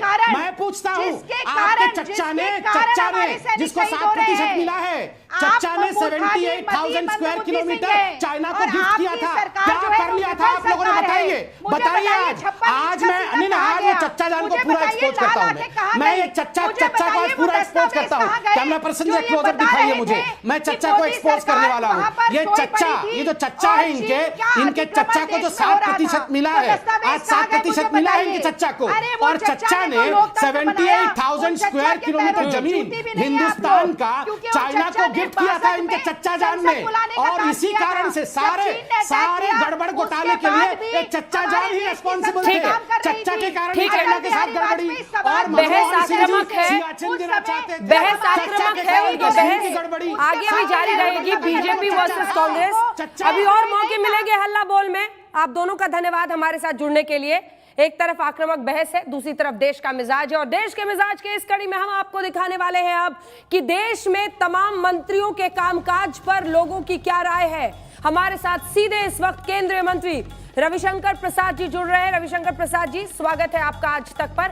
हमारे साथ रविशंकर प्रसाद जी जुड़ रहे हैं आज इस पर बात करने के लिए। कुछ ही देर में वो हमारे साथ जुड़ रहे हैं, लेकिन सबसे पहले केंद्र सरकार के कामकाज पर हम बात करेंगे और फिर आपको दिखाएंगे प्रधानमंत्री नरेंद्र मोदी और सबसे लोकप्रिय मंत्री। तो आइए चलते हैं देश के मिजाज वाले अपने स्टेज पर, और देश का मिजाज इस वक्त क्या है ये आपको हम दिखाते हैं। सबसे पहले केंद्र सरकार के कामकाज पर क्या है लोगों की राय। केंद्र सरकार के कामकाज के तौर पर हमारे साथ वरिष्ठ मंत्री रविशंकर प्रसाद जी जुड़ेंगे। सबसे पहले 24% लोग कह रहे हैं कि हम बहुत संतुष्ट हैं, जैसा कि आपने देखा। संतुष्ट कहने वाले भी 48% हैं। ना संतुष्ट वाले जो है ना संतुष्ट, ना असंतुष्ट, मतलब औसतन आप कह लीजिए वो आंकते हैं सरकार के कामकाज को 19% है। और असंतुष्ट कहने वाले कामकाज को 8% लोग ही मात्र हैं। अब हम आपको बताते हैं अर्थव्यवस्था के लिए सरकार ने कैसा कामकाज किया। ये सवाल जब हमने अपने इस देश का मिजाज मूड में लोगों से, सर्वे में लोगों से पूछा है, तो लोगों की राय क्या है। मोदी सरकार ने अर्थव्यवस्था को कैसे संभाला। 24% बहुत अच्छा कह रहे हैं, 48% अच्छा कह रहे हैं, औसत कहने वाले 21%। यहां पर 72% हैं जो अच्छा मान रहे हैं। कुल मिला लीजिए आप बहुत अच्छा और अच्छा को। सिर्फ 6% है उस तरफ जो कह रहे हैं कि खराब है। अब आपको यहाँ पर नरेंद्र मोदी जी के साथ निर्मला सीतारमण जी दिख रही हैं। अब हम आपको दिखाएंगे तमाम जो मंत्री हैं भारत सरकार में, जो मंत्री हैं उनके कामकाज में किस मंत्री को कहां पर आंका जाता है। रविशंकर प्रसाद जी हमारे साथ जुड़ गए हैं। केंद्रीय मंत्री, बहुत बहुत स्वागत है आपका रविशंकर प्रसाद जी आज तक पर हमारे साथ जुड़ने के लिए। हम दिखा रहे हैं सरकार के कामकाज से कितने लोग खुश हैं, संतुष्ट हैं, असंतुष्ट हैं। और अब हम आपको दिखा रहे हैं मोदी सरकार के टॉप 5 मंत्री कौन है। टॉप 5 मंत्री जो मोदी सरकार में है। जब हमने ये पूछा कि सरकार के मंत्रियों पर स्पेसिफिक सवाल हमने ये पूछा है, तो सबसे पहले इस लिस्ट में अमित शाह है 39% वोट्स के साथ। उसके बाद इसमें है गृह मंत्री, आपने देख लिया। उसके बाद रक्षा मंत्री आते हैं राजनाथ सिंह जो कि 17% हैं। फिर 10% नितिन गडकरी के लिए वोट कर रहे हैं, 9% निर्मला सीतारमण के लिए, और टॉप 5 मिनिस्टर्स में रविशंकर प्रसाद जी भी जगह बना रहे हैं 3% वोटों के साथ। तो रविशंकर प्रसाद जी, टॉप 5 मंत्री में आपका नाम है और आपने भी बड़े ऐतिहासिक फैसले और काम लिए हैं इस नरेंद्र मोदी सरकार में। क्या मानते हैं आपको ये जो सफलता रही है टॉप 5 मंत्रियों की, इसकी वजह आपको क्या दिखाई देती है? देखिए, सबसे बड़ी बात है कि हमारे प्रधानमंत्री का नेतृत्व और हम लोग उनकी अगुवाई में टीम में काम करते हैं। इस बात को समझिए। और मैं अटल बिहारी वाजपेयी की सरकार में भी मंत्री रहा हूं। हम लोग के नेता थे, अभिभावक थे, बहुत कुछ सीखा। लेकिन जितना हमारे प्रधानमंत्री नरेंद्र मोदी जी स्वयं मेहनत करते हैं और जितना उनके 14 साल मुख्यमंत्री और अभी और जितना वो अंदर गहराई तक जा करके निर्णय करते हैं देश हित में और हम लोग से काम कराते हैं, तो अपने आप में बहुत बड़ी बात है। मैं 2-3 आपकी मोटी बात कहना चाहूँगा। मैं बहुत तो नहीं देख पाया, लेकिन जो मुझे बताया गया है कि 78% लोग मोदी जी के काम से संतुष्ट हैं। और बाकी जो सब पैमाना आपने बताया अर्थ का या बाकी का, देखिए अंजना जी, आप अनुभवी पत्रकार हैं। लोकतंत्र 2 खंभों से चलता है, जनता की सद्भावना और जनता का विश्वास। ये 2 बहुत इंपॉर्टेंट चीज़ होते हैं। और आपका सर्वे आज ये दिखा रहा है कि चुनौती भरा समय है, कोरोना कोई सामान्य समय तो है नहीं, देश में कठिनाई है, लोग परेशान हैं, लगभग 5 महीने हो गए। इन तमाम झंझावातों के बावजूद, चीन के साथ जो स्थिति है उसके बावजूद, देश का विश्वास मोदी जी की लीडरशिप, मोदी सरकार के काम और उनके मंत्रियों के काम से संतुष्ट है। तो मुझे लगता है कि यह आशीर्वाद बहुत बड़ा है। अब मैंने तो देखा नहीं, आपने मुझे भी टॉप 5 परफॉर्मिंग मंत्रियों में जगह दी है, तो इसके लिए मैं बहुत हृदय से आपके सर्वे और ग्रुप का अभिनंदन करना चाहूँगा। हाँ। मैं यही कोशिश करूँगा कि हम लोग को भगवान और मजबूती दे। हाँ। जनता ने दी है, हम ये जरूर कहेंगे। अंजना जी, अगर एक आप अनुमति दें तो मैं एक बात कहूँ क्या, अगर आप मुझे अनुमति दें? बिल्कुल बिल्कुल। 2 चीज़ अगर देखिए, आप भारत के बदलते हुए मूड को समझिए, क्योंकि वो विषय मैं खुद देखता हूँ। अब आप देखिए कि हमने सुरक्षा के नाम पर और डेटा सिक्योरिटी के नाम पर 100 से अधिक ऐप्स को बैन किया। पहले 59 किया, बाद में उनके क्लोन को बैन किया। आज हमारे उस निर्णय को अमेरिका फॉलो कर रहा है, और अमेरिका ने अपने आदेश में इस बात की चर्चा की है कि भारत के आईटी इलेक्ट्रॉनिक विभाग ने जो आदेश पारित किया है उसको हम नोटिस करते हैं। ये भारत के लिए एक बड़ी ऊंचाई है। हमने मोबाइल मैन्युफैक्चरिंग में पहले आपसे कहा था 2 से 268 हम ले गए मोबाइल मैन्युफैक्चरिंग में। हमने अभी प्रोडक्शन लिंक इंसेंटिव किया कि हम देश के दुनिया की टॉप मोबाइल मैन्युफैक्चरर को लाना चाहते हैं भारत में और कंपोनेंट में बनाने के लिए।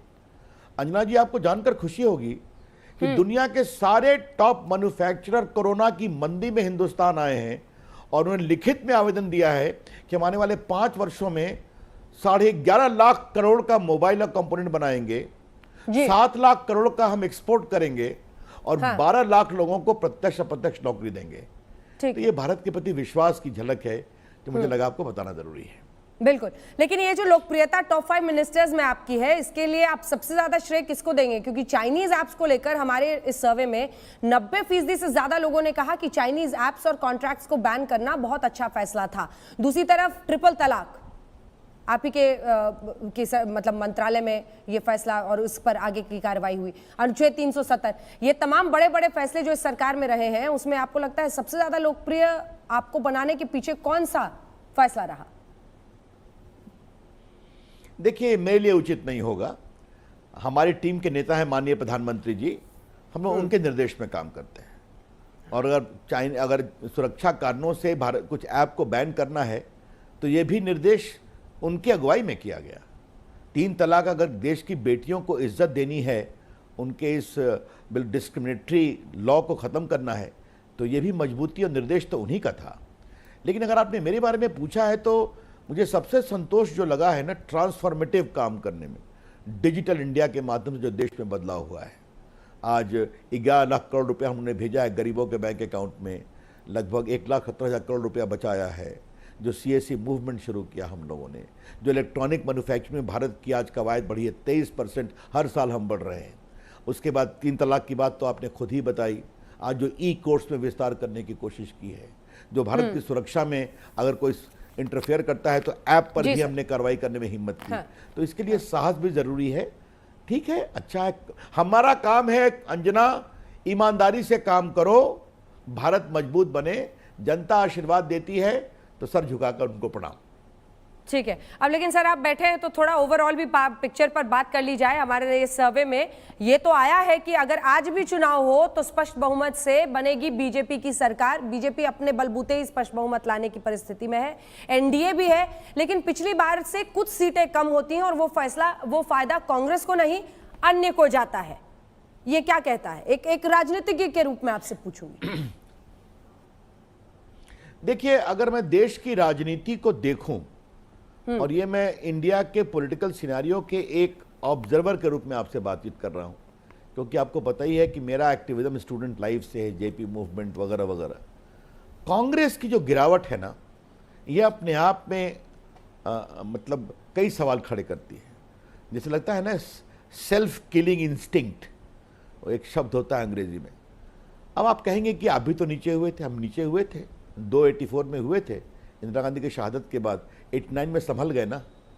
कांग्रेस पार्टी के संभलने के लक्षण नहीं दिखाई पड़ रहे हैं। और जिस तरह का, मैं ऐसे शब्दों का प्रयोग कम करता हूं अंजना, लेकिन एक प्रकार से कहूंगा, एक प्रकार की जो एनार्किस्ट सोच राहुल गांधी की बन रही है ना।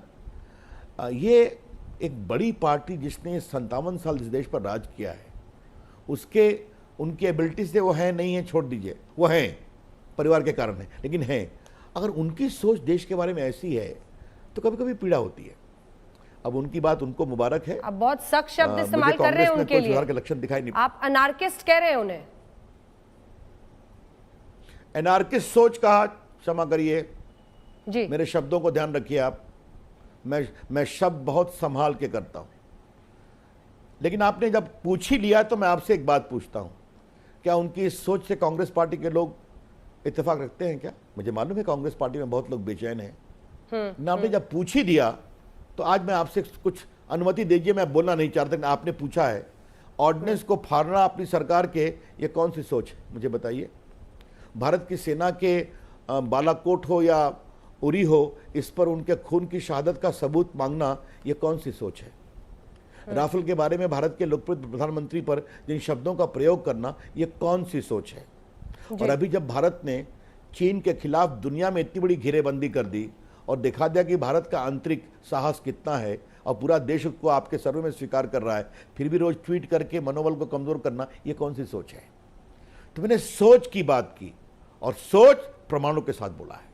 तो चलिए अब आज हम राहुल गांधी पर अपना समय नहीं जाया करें, आपने पूछा तो अपनी बात कहा है। जी सर। लेकिन हाँ, जो कांग्रेस से इतर जो लोग देश की राजनीति जा रही है, तो ये सोचना कांग्रेस पार्टी को है। ठीक है। जहां तक हमारा सवाल है, तो मैंने आपके सर्वे को तो थोड़ा देखा है डिजिटल, तो आपने हमें जो 19 में दिखाया था, हम जनवरी में जब रिजल्ट आया तो हम लोग कहां चले गए? जी जी। तो फिर जब अभी 24 है अंजना जी, 24 की प्रतीक्षा करिए। मुझे पूरा विश्वास है कि 24 का चुनाव का नतीजा जब भी आएगा, आप भी रहेंगे, हम भी रहेंगे, शायद 2019 से भी अच्छा करेंगे, ऐसा हमें पूरा विश्वास है। बहुत बहुत धन्यवाद आपका रविशंकर प्रसाद जी, आज तक पर जुड़ने के लिए, तमाम बातें हमारे साथ रखने के लिए। कुल मिलाकर देश का मिजाज हमारे इस सर्वे के मुताबिक यही है कि प्रधानमंत्री नरेंद्र मोदी लोकप्रियता के पैमाने पर सभी प्रधानमंत्रियों को बहुत पीछे छोड़ते हुए काफी आगे निकल गए हैं। चाहे वो कोरोना में लॉकडाउन का मामला हो, चाहे चीन का मामला हो, इन तमाम मुद्दों पर देश की जनता उनके कामकाज को सही आंकती है। देश के मिजाज में जब बेहतर मुख्यमंत्री पूछा 24% योगी आदित्यनाथ के साथ, अरविंद केजरीवाल 15, 11% जगनमोहन रेड्डी और 9% ममता बनर्जी के साथ। तो देश का मिजाज मुख्यमंत्रियों के मुकाबले में जब हम देखते हैं, उद्धव ठाकरे के साथ 7%, सबसे आगे, काफी आगे योगी आदित्यनाथ। नमस्कार, मैं हूं अंजना ओम कश्यप। हमें उम्मीद है ये वीडियो आपको पसंद आया होगा। लेटेस्ट खबरों के लिए यूं ही देखते रहिए आज तक, और इस वीडियो के पसंद आने पर लाइक, शेयर एंड सब्सक्राइब करना ना भूलें।